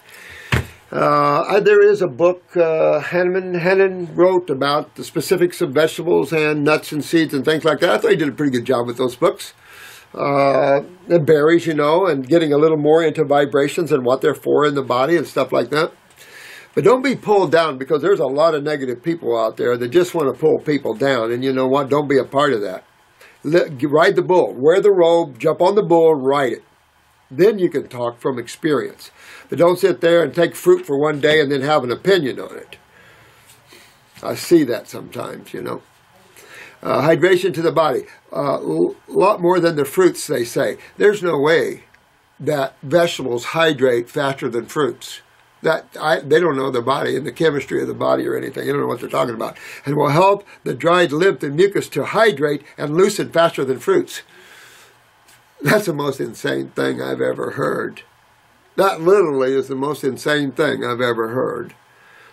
Not on your life. Your fruits are the fastest hydrators you have to the human body, and the only way to move lymph, because they have the astringents. Vegetables are very slow. I'll tell you what. Since you're asking me this question, I'm going to pull this back in your face. I want you to give me a 20-day green drink fast. I don't care. And salads. You have salads and green drinks, 20 days. Then I want you to do a 20-day grape fast. Dark, black, or red grapes. Tell me the difference you experience. And then see if you write and tell me the same thing that you're saying right here. Okay? Do you think that we can be fruitarians on a long term? I don't know. I don't know, because the consciousness isn't there, the food isn't there. I mean, you got to realize that there's fruit and that there's fruit. Most of the judgment of people on fruit are those in northern climates. You don't have those kind of judgments in Costa Rica and Thailand and things like this, because the people are beaming in health from eating these fruits. Now, granted, these countries also have people that are eating all the meats and the cooked foods too. No question about that. But it's not to say that you don't hear complaints about fruits being bad if you live in the tropics. You do in the northern climates. Why? Look at the fruit we have to deal with in the northern climates. We're all now hunter-gatherers or whatever. We're trying to find good food because the food just isn't good. They're not picked ripe. And so it's hard to make judgment calls if you've never had good, ripe fruit. If you had, you wouldn't be asking this. I think it's possible if you were living in the tropics to become a frugivore and you didn't have a lot of responsibility and things like that. But if you're kicking it and you have all levels of responsibility and everything, you're going to be pulled in a lot of directions magnetically. Probably going to end up having some balance with salads, lower vibrationally. And that's another thing. They're saying these things, frequency-wise, vegetables are much low-frequency foods than fruits. So there's another level in physics. Vegetables are much lower of a food, and we're much higher of a species. So it's like ridiculous, because these things are just ridiculous. They're not true at all. This hydration and things like that, I think that's not true at all. That's not true one little bit. And then the ease of digestion in our digestive systems, the difference between the Homo sapien digestive tract and a herbivore digestive tract, all these things have to be considered. And when you look at the whole picture, these are not the conclusions you come up with. But in terms of someone being long-term fruitarian, I couldn't. Living alone out in the woods, absolutely. Didn't have a problem one. But in society, high-level responsibility, tons of stress like nobody's business, tough, because all that sucks you of energy, and then low energy, you're polarized to low-energy foods. Isn't that funny? You're not polarized to high-energy foods when you're down. That's the problem. It takes self-discipline to pull yourself up out of this. So the more you associate with low-energy foods, low-energy people, the more you're going to lose your energy and health. We're frugivores. We're designed that way, and no one can argue the difference. They might try, but they're baseless arguments. Baseless. And the problem is, we have years of clinicals to show you the difference. You can argue any point you want. The difference is, how do you take a human from Hellville to Wellville? And they're not doing it. These opinionated people don't get people well at all. Look at how many people have been to naturopath after naturopath after naturopath. Failure after failure after failure. You should never go to one naturopath in your life and you're in Wellville. That naturopath should have the ability to bring you to Wellville, and they don't have it because they're not being trained that way. They're being trained with this kind of crap. Eat vegetables and high-protein diets. Sorry, naturopaths, you're going to lose your clientele. They're all coming around here because they have nowhere else to go anymore. They're going to the people that are at our level. We need to come up to our levels. That's all I can say. Believe it or not. I've seen people in the fruitarian community saying that eating vegetable fruits like avocado, tomatoes, cucumbers, pumpkins, etc. is necessary. Well, I think that's good. I ultimately think that's good as well, particularly if you're not getting tropical fruit ripe off a tree. I would have to agree. I see nothing wrong with avocados, tomatoes. Anything that a plant or tree bears is considered a fruit. Nuts, iffy because of the high protein contents, but still, you could almost consider them a fruit at one level. But definitely be cautioned with too much of that. But, I eat a lot of cucumbers and avocados, and I use cucumbers to dip my guacamole in. That's my chip, is cucumbers. Pumpkins, I don't know about pumpkins. A little starchy. I don't know about pumpkins as a fruit. How can you be sure of the benefits if you haven't been in long term? By the way, why aren't monkeys pure fruitarians? Some are. Depends where they live. The problem is our location, where we are, and what we have access to. I saw a primate family that's on this one island. They've got hardly any food, so they have to go to shellfish because they don't go under the food. They prefer the fruits, but they don't have any other food, so they have to, and that's the way it is. This planet isn't a fruit planet, only in certain areas. So then what was tropical is now not tropical, and that sort of thing. The earth shifts and everything. Look at Ethiopia. That was tropical at one time.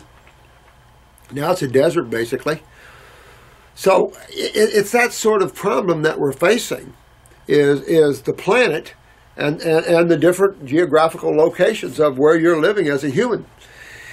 But if you go back and you look in the olden days before there was any type of real medicinos and things to help people in terms of suppressing and trying to, carry them over. People died early in high-protein diets. Eskimos didn't live much over 40-some years old. You saw this all around. You'd be ancient probably at 60 and looked at. It's just, you find your longevity in places. The human body is definitely resilient. I'm surprised man is able to be where he's at the level he's at. Now that we've used pharmaceuticals to suppress and antibodies to kill bacteria and all these things, we're so much worse it's not even funny. And this argument that we're living longer is just bullshit argument. If you read the obits, you'll find a whole different thing. If you work nurses working in hospitals, and if you've been a nurse for like, say, 30, 40 years, you know better. Look at the cardiac wards, the age limits now on the cardiac wards and the cancer wards. Look at the differences now as opposed to even 20 years ago. The age groups now that are visiting these wards. I spent years in hospitals, I can tell you, and I went through 3 hospitals. So I saw that in all 3 hospitals. So I think that's enough to show me what's going on. So we're not living longer, and the babies are being killed rapidly. And now that they're using chemo on these kids, the death in the children are just unreal. And that never was when I was growing up. So it's just, you don't buy into all this propaganda and stuff like that. But there's no question, primates, and I say like the mountain gorillas, I feel sorry for them, I really do. But they have to find the tender greens, whatever they find that's sweet. You give them some sugar cane, you give them some bananas, baby, and you've got mountain gorillas coming down to the tropics. It's just the way it is. We're clearing the lands in the low, pushing them further and further up in the mountains. When you ask these questions, expand your consciousness and take a broader look. and understand more of how things are, and the locations of things, and accessibility to foods. If a primate has an accessibility to fruits, they're frugivores. When they don't, they do their best. Same way with humans. Except we're so addicted and so confused now. We've lost our intuitiveness because we've lost our spirituality. We've used the mind so much that we have these kind of questions. Excuse me. Now get out of there.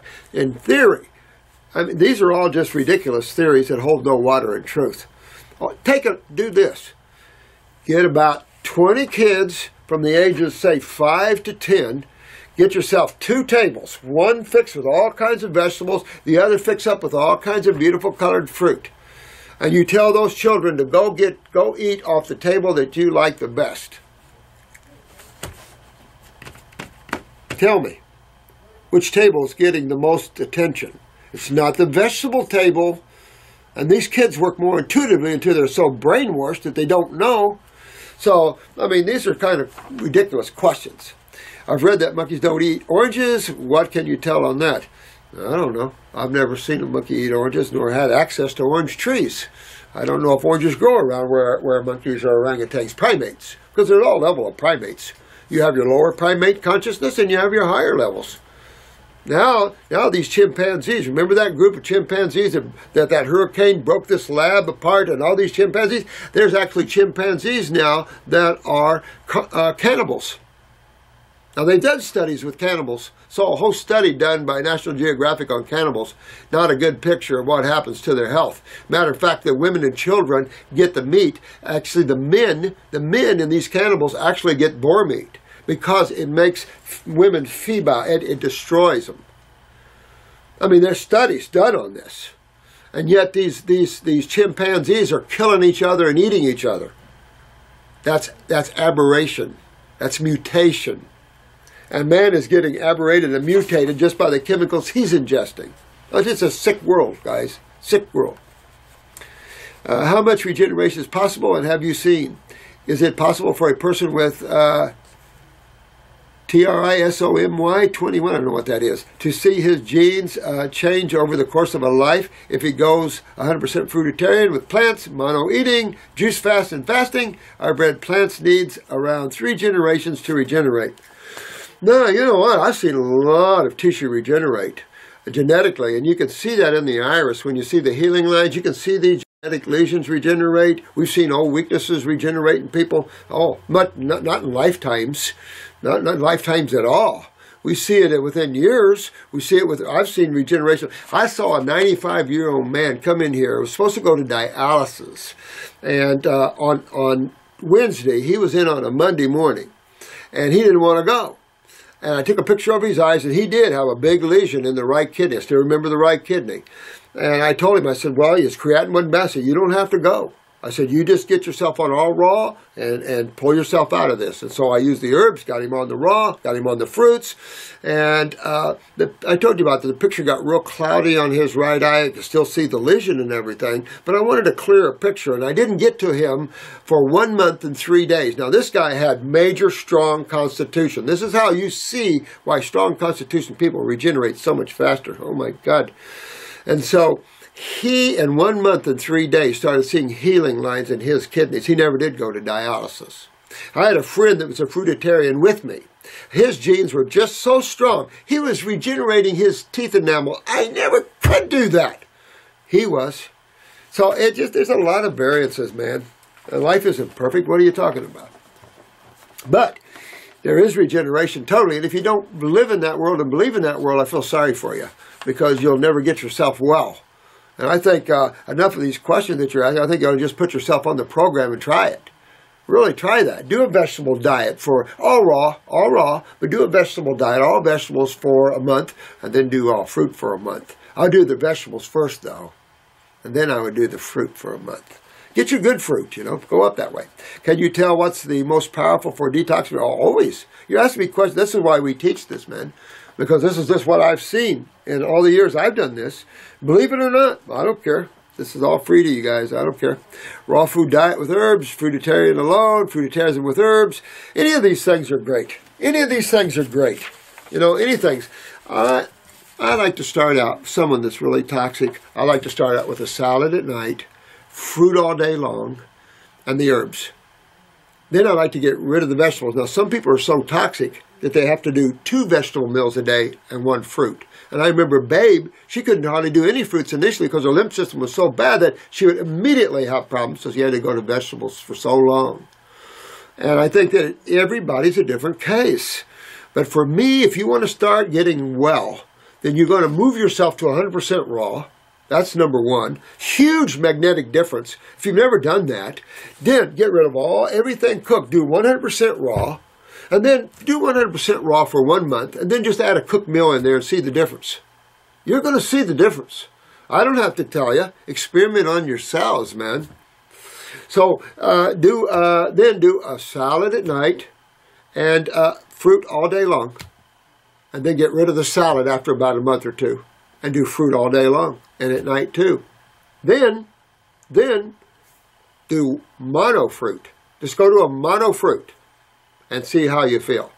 And then get rid of the mono fruit and do water fasting and see how you feel. You'll see a difference at every level. Each one of these levels you're talking about, to me, are more powerful than the other one. For an example, fruitarianism, pretty powerful. But for most, they can't do that right off because, 1, their consciousness can't handle that level of energy. 2, they're so toxic to a lot of people, it's hard to do that. Powerful program, all raw. Just that's powerful. But then all fruit, that's even more powerful. It's more magnetics, so you could do that. Fruitarian with herbs, that'd be cool. Mono eating, absolutely mono eating. I enjoyed mono eating. I did. But now I enjoy, I got to taste, just to taste that, just for the fun of it, Water fast, done a lot of that. I've not done a lot of dry fasting, to be honest with you, so my opinion isn't really there for you on that one. I know a couple of guys on YouTube or on Facebook has dry fasted a bit now. Dry fasting, I've heard they get the most sediment out and stuff. I don't know if dry fasting is smart. Especially in the earlier stages, no way in hell is dry fasting smart. I don't even like water fasting initially, so I've tried to bring people along. That's why I use the herbs, because people like the vegetables. If you like the vegetables, you add the herbs because they have a power. But when you're up at the fruit level, I don't really care. But fruit and herbs really get your body going. Because remember, herbs are vegetables, but with a twist. They're non-hybrid, they're specific in their consciousness, and they turn on the body cells or they accelerate cleansing. Those are the 2 things that herbs do. You can have all kinds of actions if you want, whatever they are, but they still do those 2 things. What are your thoughts on breatharianism? Would be nice. Light body work, I don't know.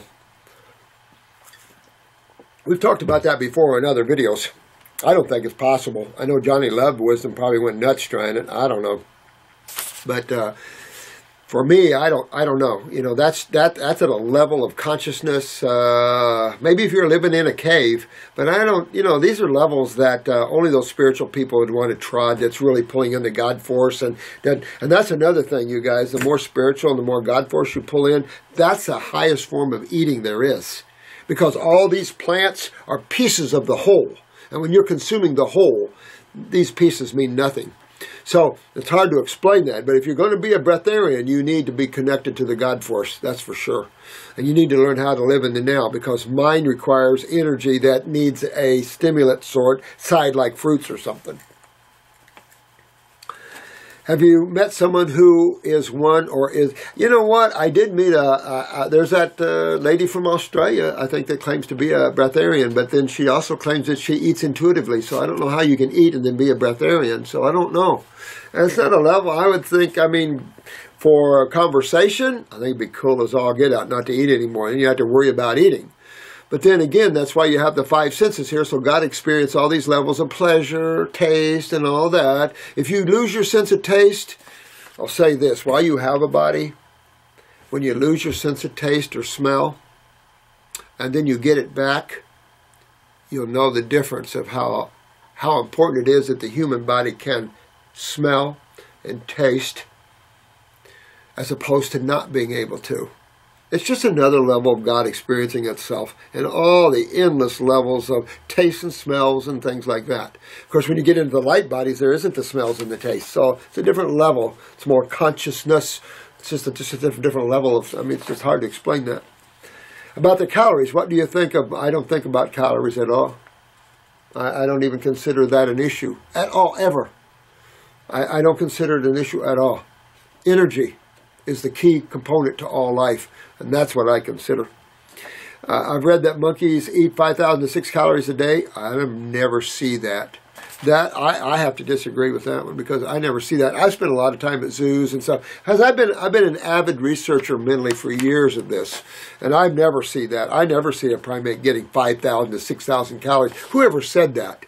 You ever see how they feed these gorillas in the zoos and stuff, and the fruits? They don't get 5,000 calories. That's bullshit. No, you don't see that at all. I don't see that at all. I bet you'll be lucky in the wild that a primate gets 1,500 to 2,000. You'll be lucky. And these kind of calories, by the way, are not accepted by any health authority now. Matter of fact, the latest research is claiming that the less calories, the better now. So I think that it's a wrong way to put man's attention is on calories. I think you should put it on quality of foods and not worry about it. Eat when you're full, stop when you're not, do the basic things of intuitiveness. I think this just shows the issue of the mind and how the mind has destroyed man's intuitiveness and ability to be well. Because all these opinions and all these people are not well, you know. Runs a lot, 100 miles a day, needs salt. When they do this, I don't know what to say about all that, man. I know other marathon runners and stuff that don't do anything like that at all. They're raw and they're booking. So I don't see that. He might be one of them that thinks that. I don't know. And for him, maybe he needs that. You know, I don't know. He said celery wasn't enough. He likes to pump salt and B12 supplementation. You know, this guy could have malabsorption, low adrenals and kidneys. You know, who knows what this guy's got. Maybe he has malabsorption to where he feels like he's not absorbing any nutrition. You have to have more and more and more. You can't judge those things. Well, you know the best thing to answer these questions is get your foot on the train to Wellville. Start working on yourself. And experiment yourself on these things, my friend, and then you'll know. And then I don't buy into me, don't buy into him, don't buy into anybody. Just get your foot on the path. Try the difference of all these levels that you're asking me about. You try them. I've tried them. You try them. You know, because you're going to take my word for it, you know, because I disagree with half the things you're saying here. But get yourself strapped in, baby, and get on the road and try it yourself. And then you can speak from authority. But give it a try. Don't just tell it a little bit and go, I tried it, it wasn't any good for me. I see people do that. They go on a detox for a week or two and they go, oh, yeah, that doesn't work. That for me. I see that.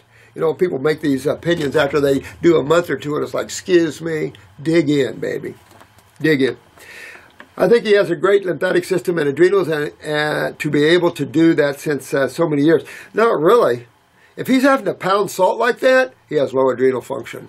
I can tell you right off. Because you don't need to pound salt to do that. That's insane. You know, this is more about obstructions and resistance to the flow of energy than anything. And I've had a lot of pro athletes that don't go that way, and they're honking. Maybe because he is not 100% fruitarian, but he eats some vegetables, too much fatty acids or amino acids. Maybe, Alex, maybe. I don't know, man. I mean, you bring up some good questions, but I think you ought to strap it on and ride the bull yourself and really go down that road. Because we are frugivores, and you get children in there, you'll see them go to that table of fruits each and every time. And I've got a grandson now that's Mr. Warrior Dude, and I mean, this guy hasn't got, he's so strong and thick, muscle and heavy, and he's been 100% fruit a lot of the time, but he's probably now 70% fruit. But his dad my son puts stuff in front of him. He goes for the fruit about every time. I mean, this guy's a little power dude and smart. I mean, this guy, when I see children raised on fruit, I don't see anything anybody's claiming out there. The kids are unbelievable. It's just again more propaganda crap out there. And see here.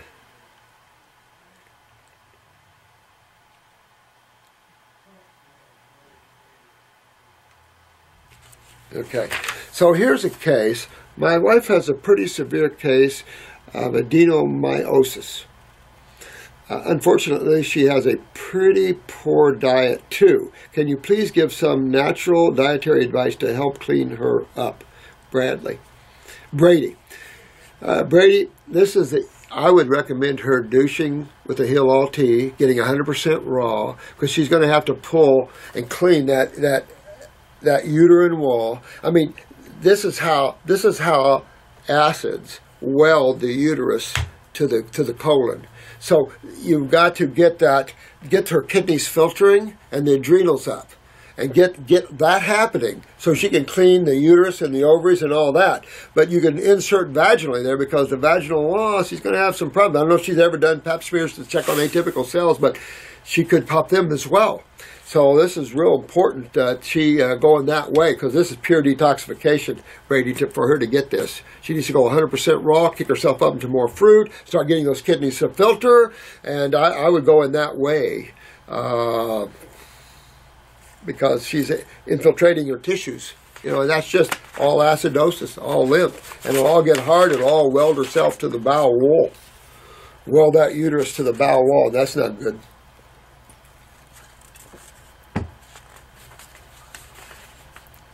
I was looking at this one because, hey, I've seen you on the videos and know you help, Dr. Morse, with the eye picks. Thanks, man. Very knowledgeable. Thank you. I'm currently taking this TEH. I've seen that. I don't know what it is. A deep tissue cleanse kit from Roger over at Harkin Herbs. You mean Roger that worked for us that doesn't work for us anymore? That guy. I looked through the videos and saw nothing for the autoimmune disease called, now I have to read this to you because I don't know how to pronounce this, HIDRADENITIS SUPPURATIVA. Is skin, where you get little bumps on the skin all around. Chronic skin condition, they claim, where you get the little pustulas and things like that. Not an autoimmune condition, no such thing. Remember that, guys. Don't buy into that sort of thing. What is the skin to the human body? Protection, correct? Yeah, but what does it operate as? Third kidney. So when you look at that, you start to realize that you lose vapors and you lose acids out of the skin as well, right? Right. So you see all the rashes and the eczema, the psoriasis, all these pustulas and all this. Matter of fact, you can also see them all in the mouth. You can see them all over the place. And this is all lymphatic in origin. And there's only one way to clear them up. Only one way. And that is get your kidneys filtering, get your adrenals up, get the kidneys filtering, get the bowels cleaned up, and clean that lymph. It'll start cleaning subcutaneously, and then it'll affect the dermis and epidermis. It'll start cleaning everything up real well. And that's the only way to get rid of this. Not an autoimmune problem. It is a chronic lymphatic problem. Instead of saying a chronic skin problem, they should say a chronic lymphatic problem, because that's just what it is. And the only remedy, of course, is to fix the lymphatic system, as usual, because this isn't a blood problem.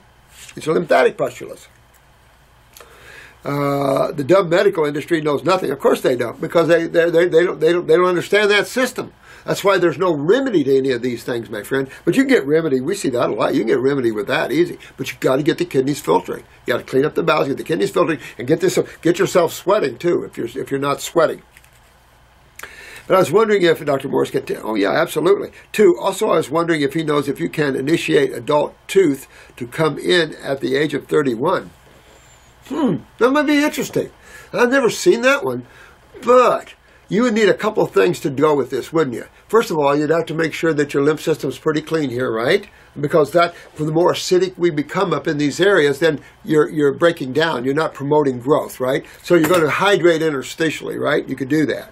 So you want to clean up the mouth pretty good. You can use a mouthwash of Heal All Tea or stomach tea or whatever, and just start cleaning, get the kidneys filtering, get all this done. Then you'd want to take a look at your pituitary, wouldn't you? And what other gland? Parathyroid gland, wouldn't you? You want to make sure your parathyroid gland, you're utilizing calcium at a rate that you can promote growth, right? At the same time, you want to make sure that the pituitary and the promotion of growth there as well. So I would look at those two endocrine glands at the same time and clean up my body, try to get an alkaline mouth and things like that, and then who knows? I don't know. I can't tell you, but who knows? I've seen some stuff happen on in life, like the spinal bifida cases where they were born without vertebrae, then developed vertebrae. Seen some neat shit. Neat stuff. But man keeps wanting or wallowing in the vegetable and in the lower mineral worlds. Okay, but not for you higher thinkers. You know, you'll see the difference. Experiment with these levels. Experiment with these herbs. Experiment with these vegetable diets and fruit diets.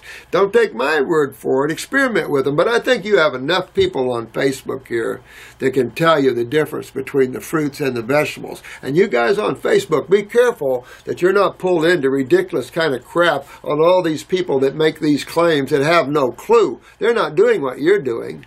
You know, these natural hygienists always have claimed herbs were toxic. Right, half the animals are dead now. You know, give me a break. You know, and they're eating vegetables and they're down on herbs. Herbs are vegetables. That's what vegetables are. That's where they came from. So I mean, it's just ridiculous thinking. But that would be interesting. I'd like to see that. If you could do that, that would be cool as heck. Oh, get out. I have two cavities like in my gums and had baby teeth till a year ago. No kidding! Wow! But that is suggestive of maybe pituitary and parathyroid problems. That'd be the two I would guess. Why don't you get a picture of your eyes and take a look at your pituitary, your parathyroid, your lymphatic system, and look in the eyes around where the mouth is. That'd be around 2 o'clock or so on the right side and maybe 10 o'clock or so on the left. Take a look at that and see. I was wondering if the body full heals, then the teeth would come in. I would think so, Carol. I would think that would be fascinating. See, you guys are going to be the experimentation for the future. And most of you are already proving things right and left. I've seen things right and left that just freak me out. And I don't get freaked out real easy. And so I would love to see, Carol, see what you could do with this. Get yourself up there on these high diets. You might want to pump some greens, though, just to get some more minerals going. But bite my tongue saying that. But I would say one thing I probably wouldn't, because my friend was a fruitarian, and he was regrowing enamel like crazy. And I'm going, you son of a bitch, because I couldn't do that. But then, again, you know, thyroid, parathyroid, you know, we all have our weaknesses. But that was back in the early 70s, late 60s. We had a different consciousness back then, you know. Oh. Hello, my name is Matilda, and I'm an 18-year-old girl from Sweden. Boy, I wish I could get herbs over into you, sweetheart. I'm suffering from chronic headaches. Ooh, brain fog, I don't like that. Lack of mental clarity, I don't like that. Severe congestion of the GI tract, and a variety of other symptoms that gets worse by each day. Oh, honey, you're only 18 years old. Well, here's the thing. First of all, you know about the milks and the dairy. You got an XA on that. Get your kidneys filtering. Bring your adrenals up. Get your kidneys filtering. Clean that GI tract. Get on the stomach and bowel formulas, the GI broom. Put yourself on the detox kit, at least number 1. That'll deworm you. Get everything starting. And then from there, you can, however your affordability is, jump into the lymphatics, the kidneys, the adrenals, of course, and work on that. I would definitely use upper circulation. Start moving up there. I'd also use Parasite M for a few months just to defungal yourself, just because that can create brain fog right there. But this suggests a lot of inflammation up in the head area. I don't like that. You know, and then the autonomic coming in back here. So I don't know if you get dizzy or equilibrium symptoms there, but, you know, you want to get all this acids, all this inflammation out of your body. So upper circuit, brain, and nerve are two things that I find invaluable for your problem right now. Those two are essential. Then from there, I'm going to start working. I'm going to start cleaning all these acids and inflammation out, all the mucus out. I'm going to start cleaning my body out of all this. So energy's starting to flow better. Neurotransmitters are coming up from the adrenals, turning on those myelin sheaths and not electrifying your autonomic. That's what I'd be doing. Nothing in my head seems to work. Mostly neurological related symptoms. Yeah. So you really upper circulation of brain and nerve are my two for anything like that. That way, upper circ is moving blood more aggressively to the brain cells, bringing more oxygen to the brain. Second of all, it does have some nerve rebuilders, but the brain and nerve are about neurons and rebuilding neurons and turning on the nervous system again. At the same time, you've got an autonomic part to that, which comes to the stomach, and then remember it connects to the adrenals. So you want to get the adrenals up, you want to clean the GI tract, and all this will start fading away, dear one. Good cold and flu-like symptoms be excellent good. So you want to move to your fruits and your berries and your melons, maybe a salad a day, and really pick it up, because if you're working on brain and nerve, vegetables, let me tell you guys, for the people that argue this sort of thing, what's interesting to me is, take an MS case and give them all take 2 MS cases. Try to get some similar brain lesions and things like that. Give one all vegetables and one all fruit. Tell me the difference. You tell me the difference. I've already done that. You tell me what the difference is.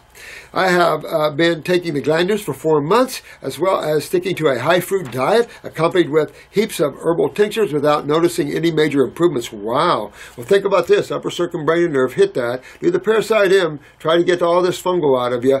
Make sure you're getting your kidneys filtering. Hard to drain the brain when the kidneys aren't filtering. So you want to pee in a jar and look at that, sweetheart, and really start working with that. Get the GI broom and really start cleaning that out. I desperately need to accelerate my healing process, but I'm afraid that a fast will leave me too underweight and depleted. I'm running out of tools, time, and patience. What herbs are you using? Because we can't get herbs to you over in Sweden. So you might want to find a way to get that in there. And needless to be said, my genetics are failing me. I am confused and need guidance. Matilda from Stockholm. Well, I don't know about what formulas you're on and all this sort of thing. I only know about my formulas and what I designed them for and what I've witnessed with them. But I'd say this. Hard to get improvement when the kidneys are not filtering lymphatically, inflammation and stuff like that. That's why the upper circumbrain and nerve are imperative in your case to help you with that. Also, kill the fungus out of you. That's another big one on that. But again, bring up your adrenal glands and do glandulars, especially from New Zealand. Those are the strongest that I see out there. And work with that a little bit. And if you're still having trouble, you might want to make an appointment with Marcy or something and have her take a look at you. Just send in a picture of your eyes or something. Take a look at your eyes and see what you're up against. That's right in your face, literally, and that'll give you a good example of what you're up against. You know, you might be up against some real chronic stuff, sweetheart. So just have patience, because there's nothing else out there. Tools, tools, tools. There are very few of them, unfortunately. But we have good tools. It's just you have to. Time is involved in there. And I know you're saying you feel worse every day. It's horrible thinking, especially at your age. Horrible. But at your age, I can tell you, factually, kidneys and adrenals are going to be way down. Check your blood pressure both sides and see where you are on that. Probably running real low blood pressures, things like that, you know. Check all that out. But I don't know anything outside of that, because there is no other tools that are viable to us. Nature supplies us all. We've gotten ourselves so far, like you said, genetically compromised and down, and now we have to rethink that. And again, I can't say it enough, the importance of each and every one of you. That's why I want you to love yourselves and understand the vitalness that you play. Because just this 18-year-old suffering, they're all over the world suffering like this. And you guys know the secrets. Yes, people have to work themselves through these. There's no easy do and I'm going to eat a few fruit and going to regenerate my genetics. Of course not. But there is a process to do that, and it's a good one, because everything feels good, and the foods feel good. If you have to, hook up with some crystals. This is Karen Mimber. How you guys getting along with the new club? I hate to say, man, I love it. I mean, it's essential in the protection, because I'm going to tell you, the negative forces are strong, and you got to protect yourself if you want to continue to have access to anything that'll help you, because they want to eliminate your tools. And this is the best way to help us to be able to continue to supply those tools. I don't know what else to say about it, you know, and it's no big deal. You know, I hear people bitching about becoming a club member, but it's like, is that my computer?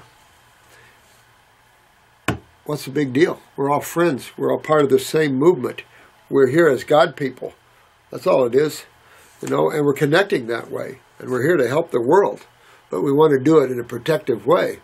And hopefully, someone asked me this about in other countries, hopefully this protection we can extend around the world and give some protection so you guys can help others without fear of retribution. I mean, does something strike a chord in you when when you're there to help people get well and your governments don't want you to? What's wrong with that picture? So you see this world is really closed up and controlled a lot by the negative side of cow. And it's just, it's a dominant force real strong right now. And you guys, the only way you bring positive into the negative is through each and every one of you. And so you have to be strong enough to not allow the negative in, to get beyond that mind to where you now are the power of God here, the light. And that's not a mental power. That's consciousness. That's awareness. And that's what you're infusing into this. We're infusing awareness in those that argue over fruit, over vegetables with humans. And we're not designed like herbivores. Look, just that alone. Show me, look at the animals that eat vegetables. And do we look like any one of them? Most of them have 4 legs. I mean, it's just idiocy stuff. And it's obvious that different primates live in different places, and they're going to eat just like we. I watch all these Alaska programs. I don't know why. I just like it. I don't like the cold. But look, they eat exclusively dead animals. They've got to stink. Poop isn't good. I mean, all this stuff. Who would choose that? Then there's this guy. He's got a new show out, and he goes to all these where the wild men are.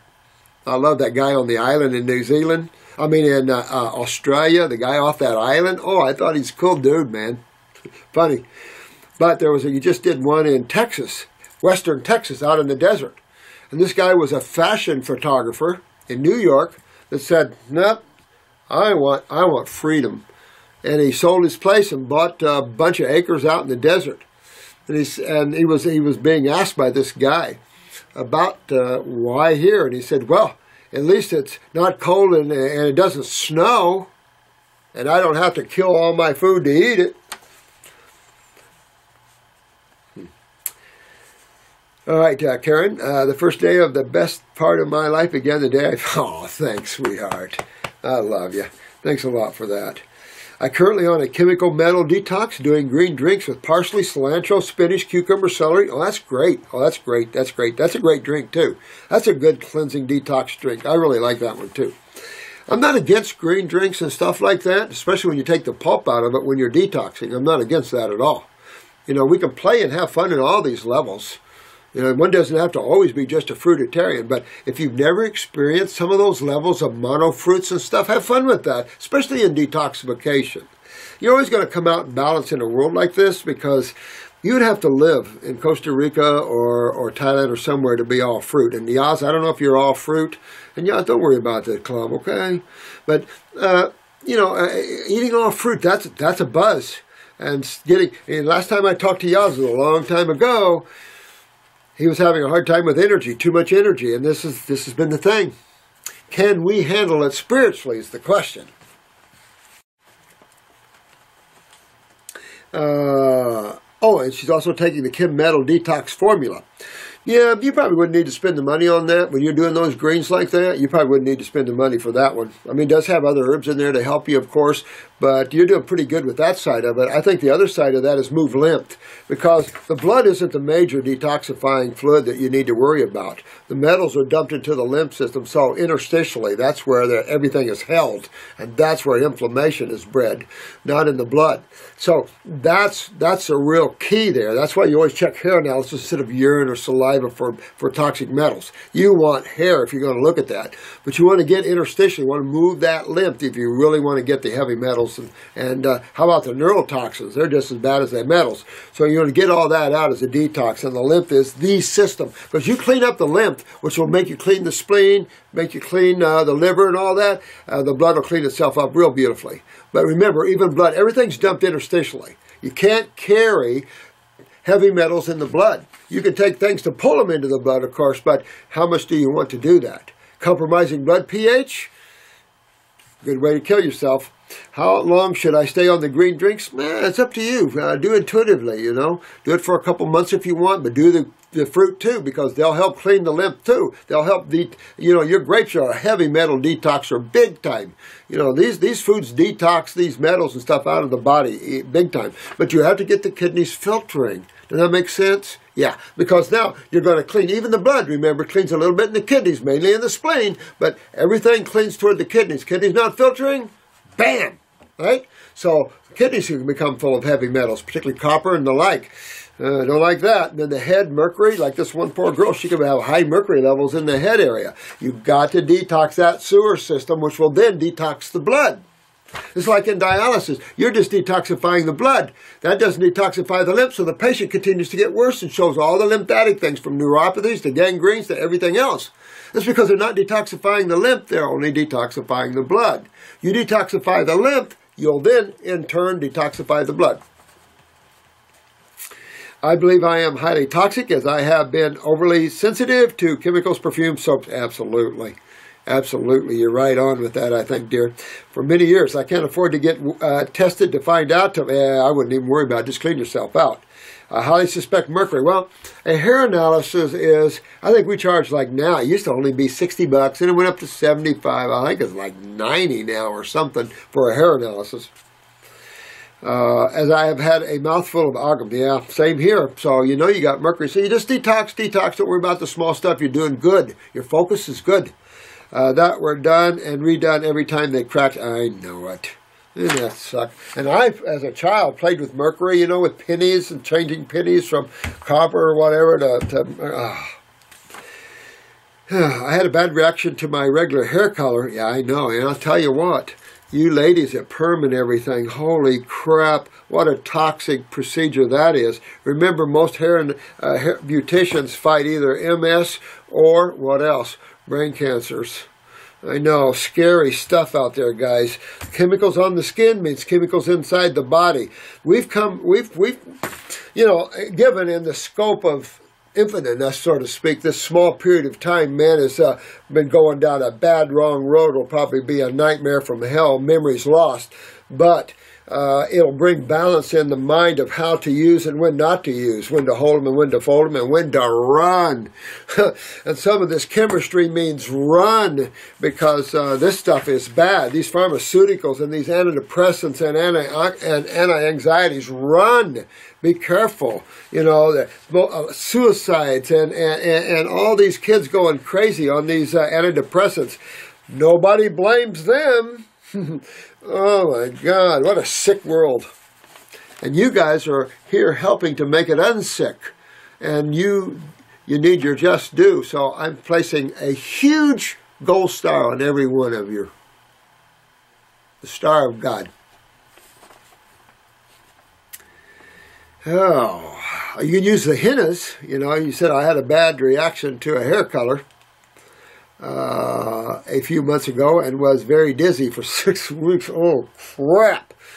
Yeah, no. You already got a good direction right now. Keep moving. Get your GI tract cleaned up so your sinuses and everything can drain. Get your kidneys filtering, dear one. Get your adrenals up so you keep that nervous system moving. And I dare say I would use upper circuit, brain, and nerve. Absolutely. It turned out to be a healing crisis as my armpits actually stunk like a garbage dump for 10 days. That was a healing crisis. Good observation. You guys are getting good. Good observation. Good observation. Yeah, when you stink, those are proteins coming out. Hey, now what about that? When you eat fruits and veggies, you don't stink. But when you eat dead tissue, you have putrefaction, of course, and you stink. I don't think stinking is a part of natural health.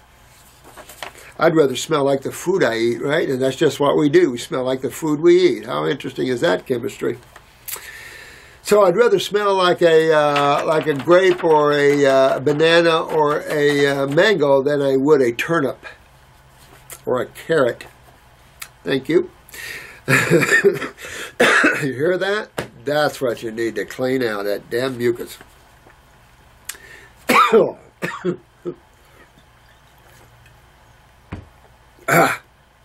We all go through it. And I enjoy it because I know that the more I clean out of me, the better I smell, the better I hear, the better I think, the better I see, all that kind of stuff like that. I'm still working on getting my bowels cleaned out and my kidneys to filter. Good. This is a good woman here, man.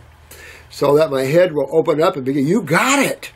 God, I am getting tired of greens and miss the hydration and energy of the fruits. Did you hear that one? Let me read that one again. Karen, I love you, but you're just exuding what everybody else experiences. I'm getting tired of greens and miss the hydration and energy of the fruits. Thank you, dear. Me too. I can do my salads. I can do my greens, but boy, when I go and have fruit, you ought to see my kitchen. I mean, if you ever come into my kitchen, yes, I've got every fruit in the world there if you want. I end up throwing a lot away because I don't eat it all. My eyes are definitely bigger than my stomach when I'm shopping for fruit. Because I load them up, but I can't eat that much. I'm a bigger guy, but you'd be surprised what I don't eat. I don't eat very much at all. But I have energy coming in like crazy. Would it be okay just to eat or juice grape? Absolutely. That's a greater detoxifier, actually, of metals. When we were stuck on the green thing because, that's in the social thinking. But in reality, your lymph system is the biggest system that you've got to face in getting metals out of you. And that would be done better by the grapes and the greens. But I think you're doing great with that. I think now, since you're getting tired of that, it's the little knock-knock. Time to let those greens go and head for the grapes. Definitely agree with you. And take the Kim Metal Detox Herbal Form. You could do that with the grapes, absolutely. But you wouldn't need to do that when you're doing the greens. I mean, you're doing too much there, and you don't need to spend the money. But when you're doing the grapes, you could spend the money for that. But you wouldn't even need to have to do that, really, if you're really getting the filtration going and stuff. I'm also taking other herbs and glandulars. Thank you for your videos. Oh, thank you so much. You're sweet. Thanks, Karen. Good. Now, there's a person that gets it.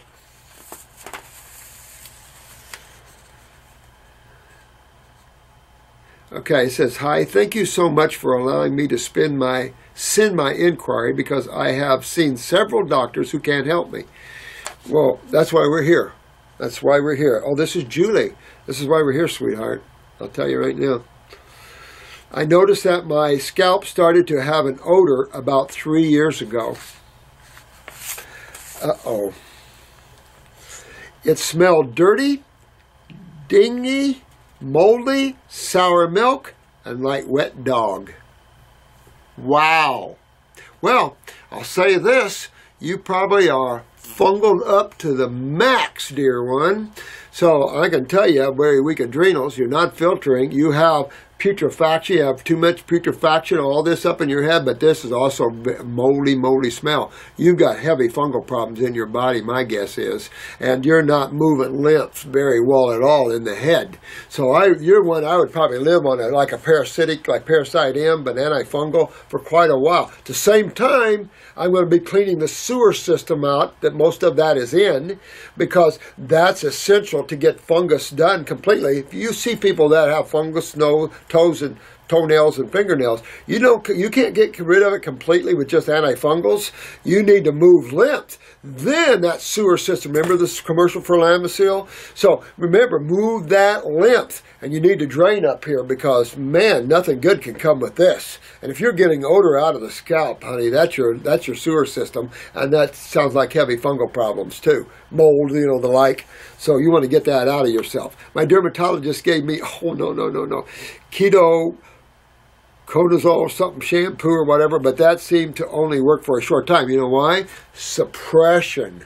And that's something you don't want to do, is suppress your lymph system in your head. Oh no, big no-no, big no-no, because then it becomes worse and worse each time. Through trial and error, I found that a salicylic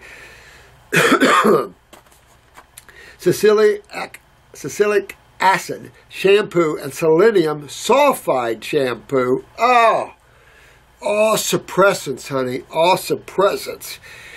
Excuse me, I'm sorry guys, used together seem to help control the smell a little. Oh no, you're putting in more chemistry to exacerbate. Matter of fact, the sulfides will suppress but exacerbate the fungal, which will only make it worse in time. So you're kind of holding back, and boy, it's going to get worse and worse and worse. No.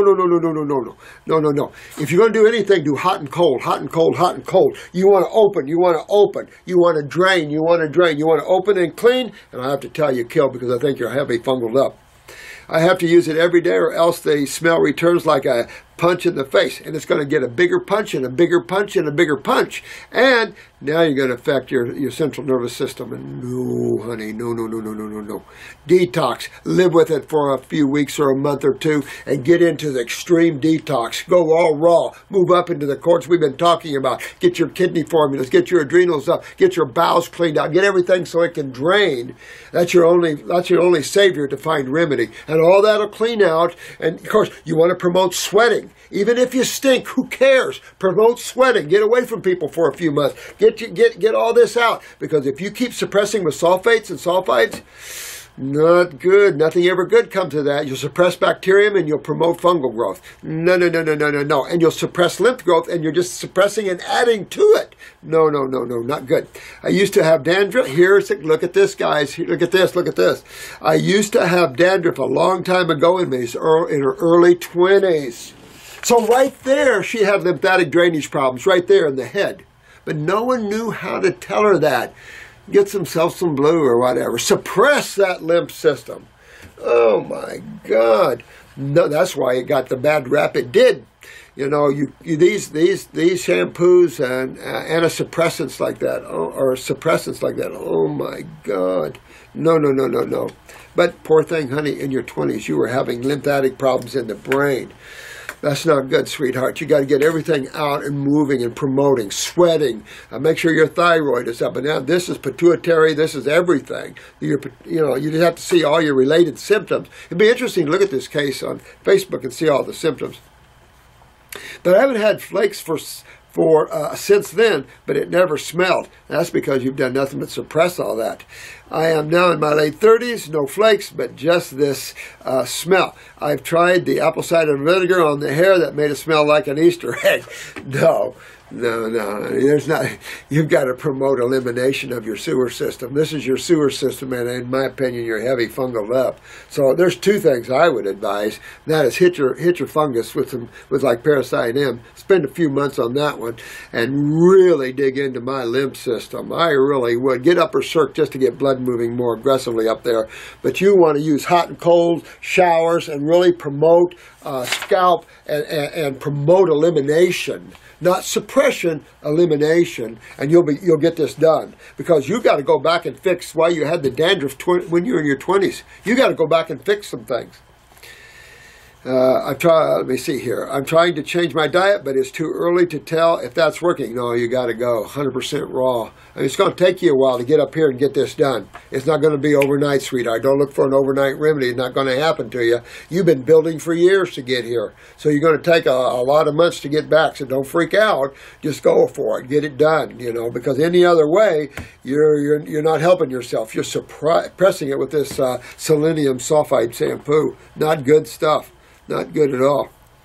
It's disappointing that the doctors seem to not care, which I blame on ignorance in the subject matter. Absolutely. Absolutely. You're absolutely 100% right there, Julie.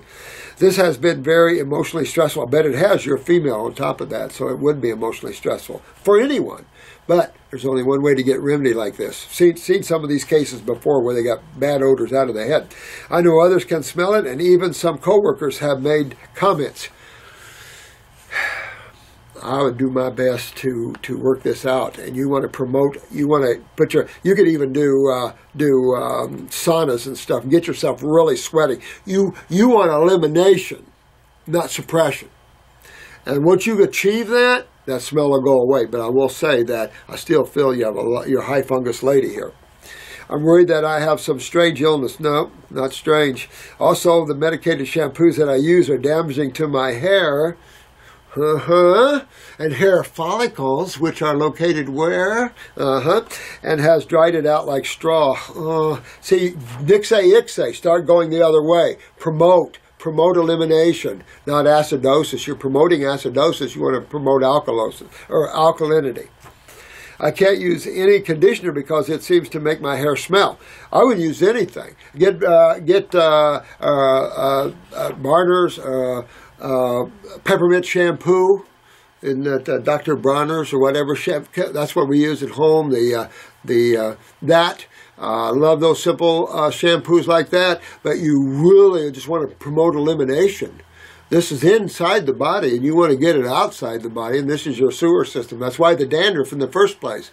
That's that flaky skin. That's lymph, and that's acidosis. And that's why if you don't clean the dandruff off, you start burning the scalp, just like not cleaning a diaper off of a baby's bottom. Acids burn back. I can't use any conditioner. Why can't I just wash my hair with all the pretty smelling and luxurious shampoos like other women? Well, that's because your condition inside your head is not like other women.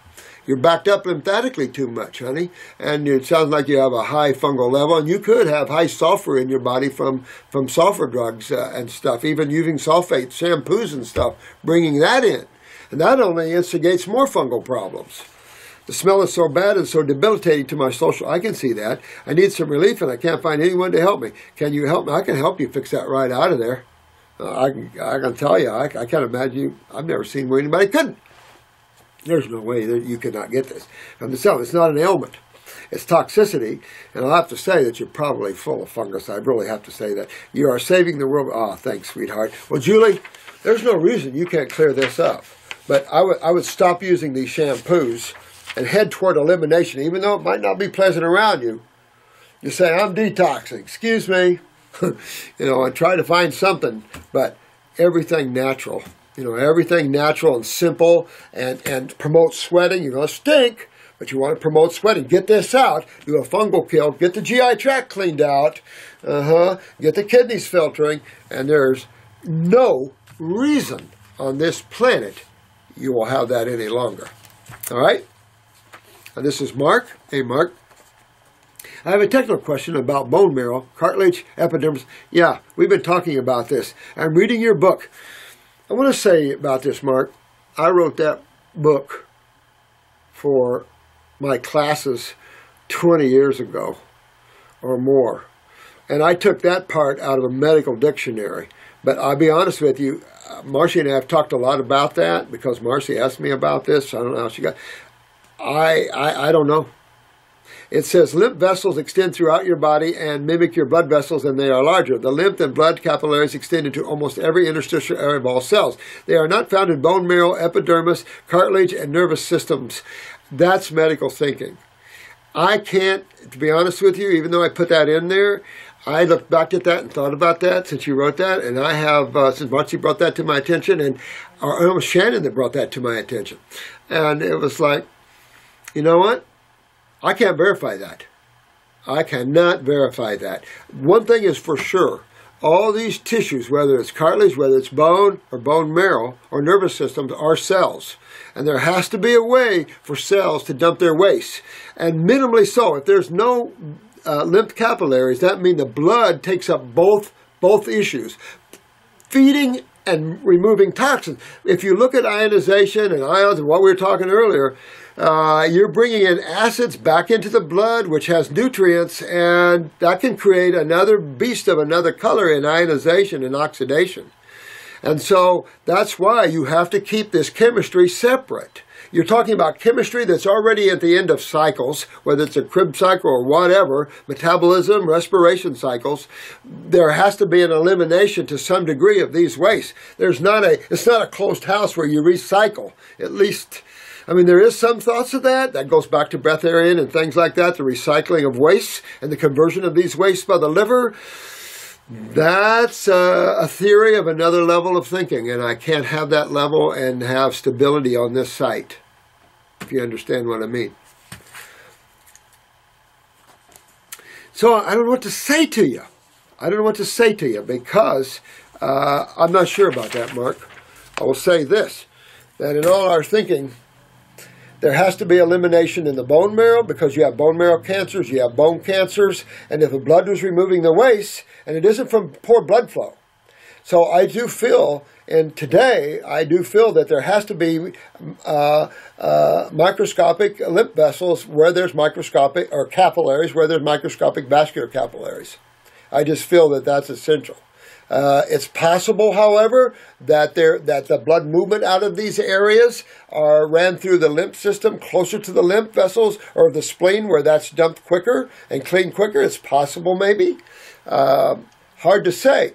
There has not been enough research in the lymph system and understanding that system, even the body's exhibits, where you have those people that are right into the human body, slicing it and dicing it, that does not represent the lymph system. So when you have this body's exhibit, which defines itself as the total body, looking at it in every way, each organ, each system, even the body cut every inch horizontally and vertically, and they don't focus on the lymph system at all, it brings to question what, there's a huge amount of anatomy we don't know.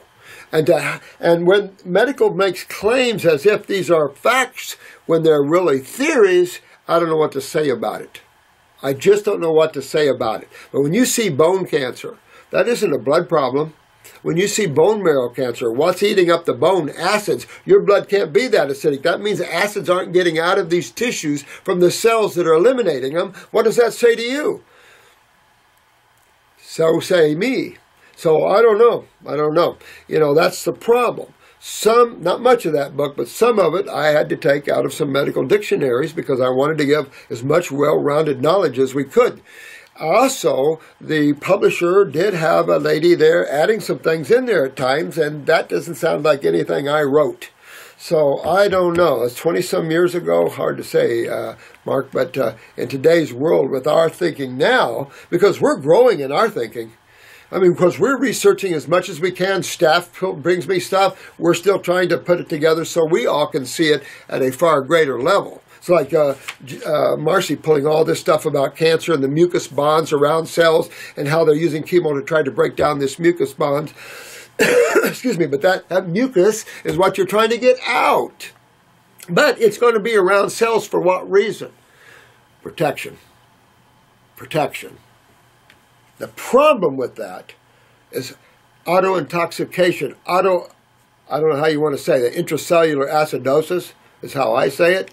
But autointoxication of the cell from its own waste, where that mucus gets too much built up on the outside from all the acid consumption and all that, all the types of foods, all that mucus doesn't allow cells to eliminate interstitially because interstitial is so full of the mucus, then it becomes intracellular acidosis. That's how I see it. Outside of that, I think there's lymph capillaries, like I say, microscopic everywhere. Everywhere there's blood, I think there's lymph. And I think that's true in all systems. But I'm not a researcher. I can't tell you. But it only makes common sense. And I think sometimes common sense is far better than some of our theories that we have that just don't make any sense. My way of thinking. I'm going to try to have Chris take this off and I come in this weekend and do more, but I can't promise you that I'll do that. And this is Kelly. Thank you for being you. Oh, thanks, sweetheart. I appreciate that. I have been following questions on the toxin absorber. Toxin absorber was a formula made by Blessed Herbs, Michael, his wife, at Blessed Herbs. I use toxin absorber only to slow up people that have diarrhea because it is a real binding formula. But I think BE Irons, most of the companies have a form of toxin absorber. Mine is GI Broom, and you see the radical difference. Mine doesn't create obstructions, and it pulls and draws, and that's what you're looking for is astringents. They put on more on clays like bentonite and charcoal, which I do use, but only at about 2%.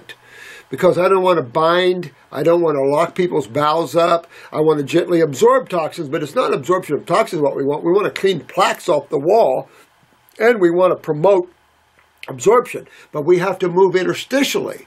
And of course, we've got lymph. We have, in these villi of your bowels, your rings of your bowels, you got the absorption into either the lymph capillaries or the vascular capillaries. And it's surprisingly what is absorbed into the lymph capillaries nutritively that has to be carried to the liver. That's why I showed you that old chart showing the absorption from the small bowel to the liver lymphatically. And remember I told you in class we had a medical doctor claim, he said, I never saw that before. That's what I'm saying. Things have been left out in modern anatomy and physiology that weren't in the old days. So going back finding the older stuff might be eye-opening. Just saying. The 14-week protocol calls for taking the toxin absorber in weeks 3, 4, 5, and 6. not mine. I don't have toxin absorber in a 14-week protocol in mine at all. So I don't know where that came into play. I have GI Broom, but I don't have toxin absorber. I only use that formula, which isn't mine. I use that one, again, when people have diarrhea, and I don't have anything to slow them up like that. So you give them the clays and, that sort of thing to kind of slow them up. But you have to be real careful because not to create the opposite, impactions. However, the side note states, monitor bowel movements. If still moving more than 4 times a day, begin toxin absorber. Question, if I am having 3 to 4 movements a day, not more than 4, do I start the toxin absorber? Not really. I think that's for more people with diarrhea. Are they formed stools? If they're nice formed stools or halfway formed, I wouldn't do too much toxin absorber with that. The GI Broom, of course, if you have more than 3 or 4 bowel movements a day, you want to you might want to cut back on that one because that's a strong one. You want to cut back on your stomach and bowel formula because if you're moving every day, you only need stomach and bowel number 1, which has no cascara, nothing in there to move you. And then you can use the GI Broom pretty effectively and everything because it doesn't bind you. It'll help move you a little bit. Did a little cascara in that one. And by the way, someone asked about cascara sagrada again. I'm like, I want to throw up. There's so many ridiculous thoughts out there and misinformation put out there. You got to trust some of us that are herbalists that have been around for 40 years. You got to trust that because there's so much wrong information and propaganda out there that it's just not true. Just not true at all. So call in about G&B about this toxin absorber because we don't put toxin absorber in our 14-week protocols unless that was something that was put in there because you had diarrhea or something. So you need to call the staff on that one. If I am to start the toxin absorber, there are 14 packets. Sounds like you got the toxin absorber, but the protocol calls for using the toxin absorber in weeks 3, 4, 5, and 6. The math does not add up. Would you call in on that one, Kelly? Because I don't know where you got the toxin absorber in these 14-week protocol. That is not in my 14-week protocol. Maybe someone wrote this up for you, gave you that, and added that in there because they thought you needed it. I don't know, but please contact Jin B, my personal assistant, for that one, would you, Kelly? Because that something sounds fishy right there. And fish stink, and if you eat fish, you're going to stink. Hey, Chad. I wanted to thank you for my Skype consultation we had a few months ago. It totally rejuvenated my detox journey. Thanks, my friend. I am currently taking 4 glandulars, 4 tinctures, 4 capsules, GI Broom Hill OT, and Superfood Blend 2. Man, you're kicking ass. Also, today is day 39. Day 39 on all grapes, and I am going strong. Go, Chad, go. I am still not filtering. God dang. I wish I knew more, guys. I wish I knew more to help you more about filtration. I just wish I knew more. I think hydration is an issue, a hardening of the kidneys and the filtration system of the kidneys from acids. I just think, the hardening of the lymph fluids from this, because the body gets hard the more acidic it gets. Your tumors get hard, you get hard. Horrible. 39 days. I don't like the fact you're not filtering, but damn, you did good. The question I wanted to ask you involves the lymphatic system and neurolymphatic points. My understanding is that since the lymphatic has no muscle to push it, like the blood has the heart, lymph, but it does have its little gates, and I do say that I think the lymph is definitely moved by muscle movement, because movement is how you get the lymph moving. Definitely doing that. It's the pressure it doesn't have behind it. However, it can get pressure, and I think there is some pressure to this system of that which I have knew not. But you get lymph pressure in the eyes, they call glaucomic pressure, and you can measure that. But there is some pressure, and you have your valves just like your vascular system. Muscles do, I think, help move the lymph because we do rebounding and cheese, and we do things to help move lymph. We need muscles and things like that. So I do believe there is a bit of that. My thing has been about too much exercise in non-filtration cases is simple. That creates more acidosis when you're not filtering. When you're filtering, then I do recommend activity and helping you to move lymph that way. Lymph uses the neurological system to move through the body, and absolutely. And that's another reason why the neural lymphatics, absolutely. I imagine neural lymphatic points down the spine as making something of a lymph highway or lymph artery. I think so. I think it really helps energetically speaking, neurologically, energetically speaking, to turn on that system. Agreed totally with that. Not that I would understand 100% of that. But, it's definitely an energetic neural stimulation of the lymph system, absolutely. But I do think there's still muscle help with that. Each point marks a junction with different lymph wave, meets up with the major lymph. Yeah, because down the spine you got all these pathways, reaching into every level of the body, up and down as you go down the spine. You have all your gateways and things, absolutely.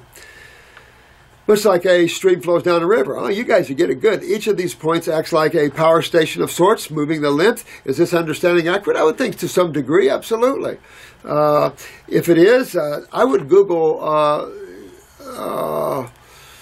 kinesiology and read up more on it and see their take on it. But I think you're right on with that, except I do think there is some muscle issues with that, which, of course, muscle moves with what? Nervous system as well. So absolutely, the neural highway. Without the neural highway, we're nothing. So that, to me, is vital, neural highways. And, of course, adrenals are central to that, and the central nervous system's central to that. So keeping all these tissue healthy is really vital, in my opinion. In the detox. That's what, what you're bringing up here, Chad, is why I'm adding brain and nerve in these detox kits early on. Just what you're bringing up here is some of my thinking too. And so I added the brain and nerve formulas in these kits because if I can enhance the nervous system, I can enhance movement of muscle, of lymph, of everything. Of heart, of everything. So blood, nerve, and lymph has always been my three focuses, to clean the blood, the lymph, and enhance the nervous system. So I have been adding the brain formula, brain and nerve in there a little early, and that's because I think the nervous system, like you do, literally controls everything. And that's obvious that it does. And then people's adrenals are down, the nervous system's down. So absolutely, we're right on the top of it with our thinking. Would herbs such as those in the brain and nerve benefit in moving lymph? That's what I think. That's exactly what I think. And I think also with the nervous system in the kidneys itself as well. But that's why the adrenals are on top, right? That's why activity promotes epinephrine and norepinephrine. Relaxation promotes dopamine and acetylcholine. Activity promotes less elimination. Relaxation, more elimination. That's why relaxation has always been a big key to getting well. That's why when you're sick, you just go to bed. Relaxation, better elimination. Activity, less elimination, because you need that energy to the muscles for your activity. Then you relax after the activity, and then elimination takes place. Simple, obvious stuff. And that's what I mean about awareness. You sit back and you observe, and you put it together. You put one and one. Chad, you're a good guy to do that. Shows your spirituality here. How did the circulation formulas fit into this process? Well, I think in bringing oxygenated blood to tissue also helps to neutralize acids as well. So oxygenation also helps to reduce inflammation and empowers more energy to cells, especially with the carbon counter to that. So I think all that is key.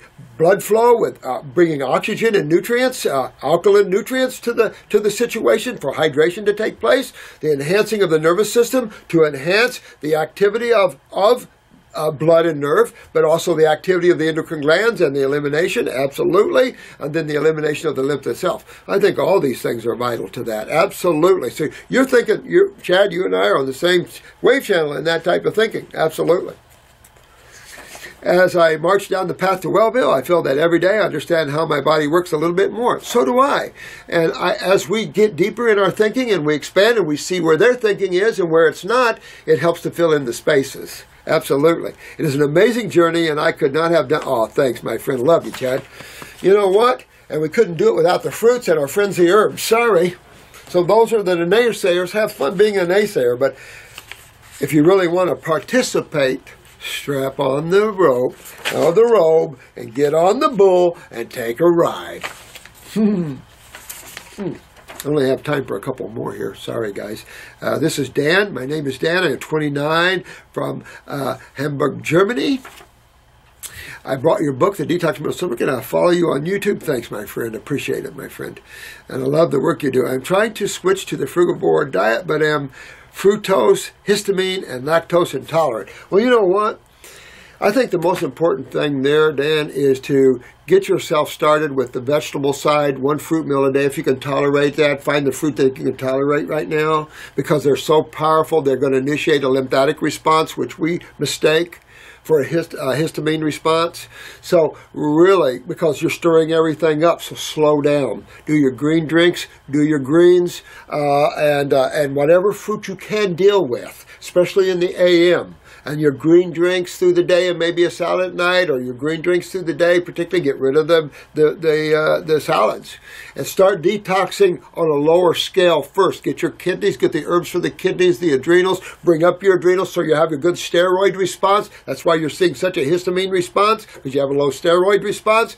Get your kidneys filtering, get those adrenals up, get that lymph system moving, and each week you go on this, you'll add more fruit, and you'll be beyond that. I'm telling you, you'll be beyond that. I've seen that a lot in my life. Any tips for me? Yep, get rid of these. Absolutely, and that's how I would do it. Go slower, get the herbs, address the issues that you need to, and kick up that way. That's what I would do. The low fruit, sugar fruits have or create histamine in my body. It's really frustrating. Histamine. I've been asking many practitioners from the raw food movement, and they all seem to avoid my question. No, you don't avoid your question. I think the real issue is to go slower and do the vegetable matter first. Detox with vegetables. There is some detox to vegetables. When you're that toxic lymphatically, there is detox with vegetables to a point. Then you'll plateau. When you feel that plateau, like Karen was saying, you'll feel like, I need to get up with more fruit. When you feel that, then you're good to go with more. I would do more with the herbs, like the lymphatics, and I would just do 1 lymphatic, 2 kidneys, get the adrenals up. Get the GI tract clean. Start moving that all this in that manner, and then moving that fruit up little at a time. But start on the lower scale of the foods first, and you'll do well with that then. And you'll move through that, and you'll be okay with that. Go slower. No sin in going slower. But Babe kind of had the same thing. She had to do, 3, 4, 5 years on fruit juices before her body could allow her to get to more fruits and more fruits. It was just because she was that lymphatically compromised, the adrenals down that far. But with you picking all these up, you should be good, Dan. I'm going to read one more, guys, and then I'm pretty stuck here. Hello, Dr. Morris. I love your preaching the truth. Oh, thanks. A background on my diet and health history, real quick, before I get to a question. Up until the recent years, I am now 22. Look at that. You guys, all you young people on this side, love you guys. You know what? You're the future. You are the future, and I love you all for taking the time and asking these questions and working yourself out of Hellville here in your genetics. You are essential to the future on this rock, and I don't know how to say it enough. I've been told it enough, and I'm just telling you back what I'm told too. And many masters are working with all of you guys and trying to bring you all around to opening the light and opening this consciousness. Now, it's essential because this decay is happening. She's 22. I ate really poorly. Is this male, female? Oh, this is Collin. Colin. I ate really poorly, basically an American diet, lacking in raw foods. I had very bad stomach pains and digestion problems all through high school. That's too bad, isn't it? Too bad, But that is suggesting a pancreatic, liver, GI tract. You're right on there. Along with, excuse me, with these little burps that come on and off that smelled foul. Yeah, you know what? You might have a lot of sulfur in your gut too. You might want to look at your eyes and see if you have orange in your eyes there. Sounds like you might have some sulfur in the gut, like a lot of people, which would cause that problem, that foul little burp, sulfur burp. It could have that, my friend. No doctors could figure it. That's why you want to do the GI broom, the stomach and bowel, the GI broom, and clean that. Get your kidneys filtering. That'll start pulling the lymph. No doctors could figure out what was wrong. That amazes me. Even went to Johns Hopkins. I'm familiar with Johns Hopkins, where they recommended I eat more because I am naturally skinny. Don't you? Hang on. Don't you find that interesting? John Hopkins, but they don't much better anywhere else. You know, that's not their field. So these questions we ask them, which are vital questions on health, they're just not into the health field. And it's time that they at least acknowledge that. They're sick care, not health care, they're sick care. And they need to acknowledge that. Let's let the chips fall where the chips be. You know, you are what you are and you're not what you're not. I try to admit when I don't know nothing, I don't know. You know, not one person can know everything. And not one John Hopkins can help everything. But they're involved in pharmaceutical treatment of diseases. And as long as they're involved in that, they'll never know how to help people. That's all there is. I mean, they stabilize people, no question. They've done good work and helped a lot of people in certain ways. Surgeries are great when you need them. I'm not knocking that. But they're not health care. They don't know how to get people well. They know how to fix stat emergencies and things like that. Let's face it, that's what allopathic medicine is for, is emergencies and surgeries. Excellent for that. You know, and they're good at that. And with some more ads and some more understanding, it can even be better. But in terms of sickness and diseases and things, wrong focus. And therefore, they're a killing machine. They don't understand that people go on and suffer for years. And they don't know because people just don't come back anymore. And they don't realize what they built up out here in the general populace. And the amount of disdain they have are getting from the populace because they're not helping and it's costing millions of people all their finances and everything else and still not helping them. So, okay, in emergencies, granted. But healthcare, no way. No way. One of the only items I remember them recommending was milkshakes. Oh, crap. I know. Since they have high in calorie, God, I never really liked milkshakes, and even though that was ridiculous at the time, well, I love milkshakes. Holy crap. That's why I have mucus deep in me from when I was growing up. Ugh. I had this very sharp pain in my kidney that hurt more than, see now, kidneys, guys, kidneys. Now, everywhere you turn, kidney, and this is a big problem here. That hurt more than I could ever have imagined. Well, you had a kidney stone. That's what that is. A kidney stone feels like someone hit you upside the testicles with a baseball bat, basically. I just popped another kidney stone, ended up in the ER 3:30 the other morning. Now, I held the pain as long as I could, flushing as long as I could, did the magnesium B6, felt like I broke it up. But, well, I'll tell you, they hurt bad, let me tell you. And I just had kidneys full of stones. You know, my diet growing up was not good. Not good. I didn't know any better till I was 20. And I didn't know any better. No one did. I mean, that's unconsciousness. And that's the problem. That's why when it's better to be conscious than unconsciousness, that old saying, is it better to know or is it better not to know? And I always say it's better to know no matter what the consequences are. My doctor said I was backed up and that was causing the pain. Backed up in what way, see? Even ever since that day, I decided I need to avoid being backed up and every day made a green smoothie in the morning to get fiber. Banana or pear, kale, chard, spinach, flax, blueberries, strawberries. I have had no issues since starting the smoothies. Yeah, and that's, you know how beautiful that is. It's self-perpetuating. You start on raw, you feel better. You get up on fruits, you feel even better. It's just self-perpetuating. So good job there. Good job. But it's driving you there. It's driving you there, but you're a spiritual one. To be your age, you're one of the spiritual guys. You wouldn't even be talking to me and asking me these questions. So it's driving you to awaken. And that's what this does. We either awaken or we suffer, right? Currently, I am eating mostly fruit, no dairy, no meat, no breads, almost no sweets. Good job, man. Once in a while, I will have a cookie from a local bakery. So what? I do too. The only cooked food I eat, matter of fact, that sounds real good right now. I've been so doing these little things. You mango. Too bad. I'm going to show you some mangoes here. I've got to go down to Pine Island and get them. I'm going to show you some mangoes. And I want to watch you guys drool. These are little babies. Let me show you. This is a baby mango. Let me show you some real mangoes. Yeah. All right. The only cooked food I eat is chili or soup, usually with beans. That'll kick your butt, but if you do it once in a blue moon, you know, that's what you do. But don't do too much of that one if you want to get well. particularly, that's got to hit your kidneys. I juice twice a day, orange juice in the morning, cucumber juice with other herbs and veggies. You're doing good, man. I'm real proud of you. You're doing good. Sometimes a carrot apple juice. I eat a lot of watermelons, grapes, and bananas.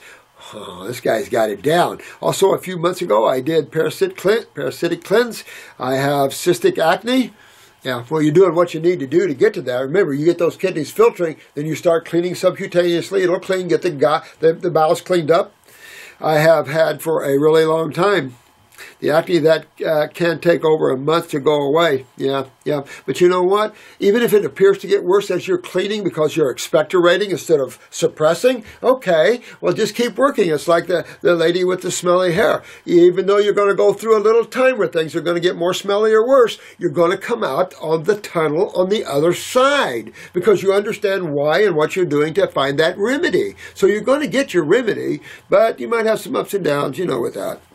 I have had, the acne that can, I have noticed that after dropping meat, mostly ate chicken, the majority of my acne has disappeared. How interesting. Did you see that on the news 2 nights ago?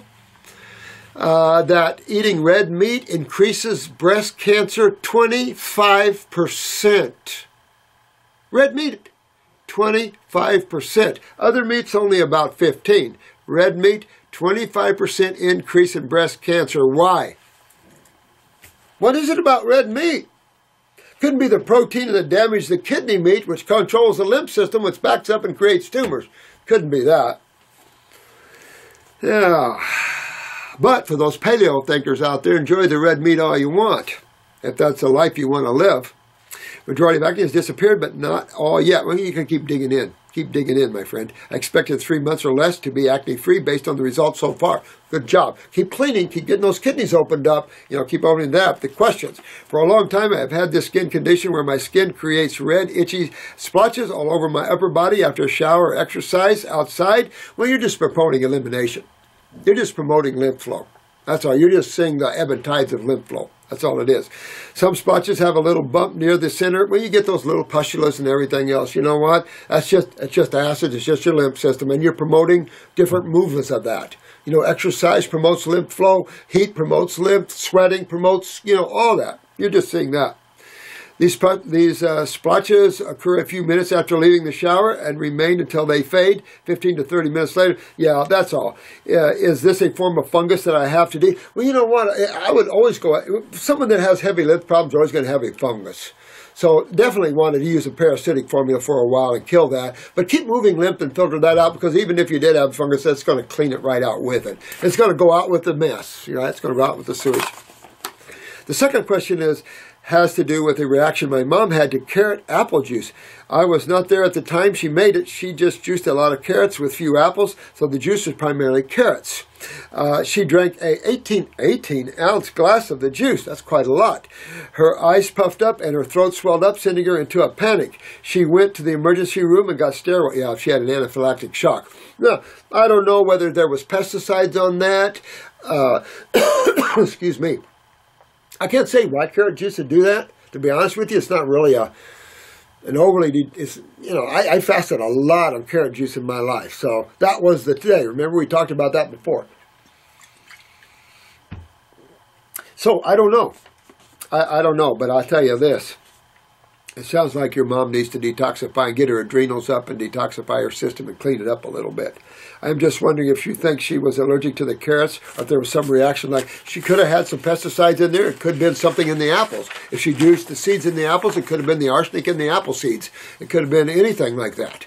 So I don't know what to say about that. I would probably start detoxifying her real slow with the vegetables and everything, get her adrenals or kidneys going and things like that, and get away from carrot juice and stuff like that. Do the apple juice, but without the apple seeds, things like that. But apples are real strong at moving lymph, but that's an anaphylactic shock more than what she had. And there could have been chemicals on either one. I don't know what to say about it, but there are arsenic in apple seeds, so you have to be careful if you're juicing the seeds and everything else in there. She could be neurotoxic. It could be anything like that. Not sure if this matters, but the carrots were juicy carrots, very large carrots. Her diet is not the best, as she still eats everything, but is getting more fruit in her diet. That's what I would do, Colin, and work that way with her, and see how you do with her there. We did pretty good today, guys. thank you all for your gifts of love. And let me extend my love 100% to each and every one of you. I'm always here for you. And we've got a lot of friends helping us.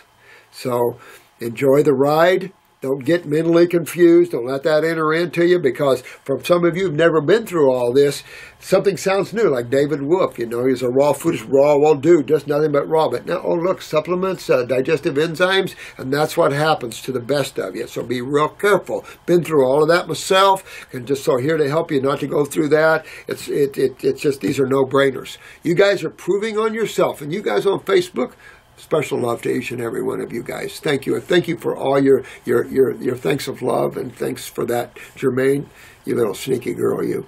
And love you all, guys. May the blessings be to every one of you.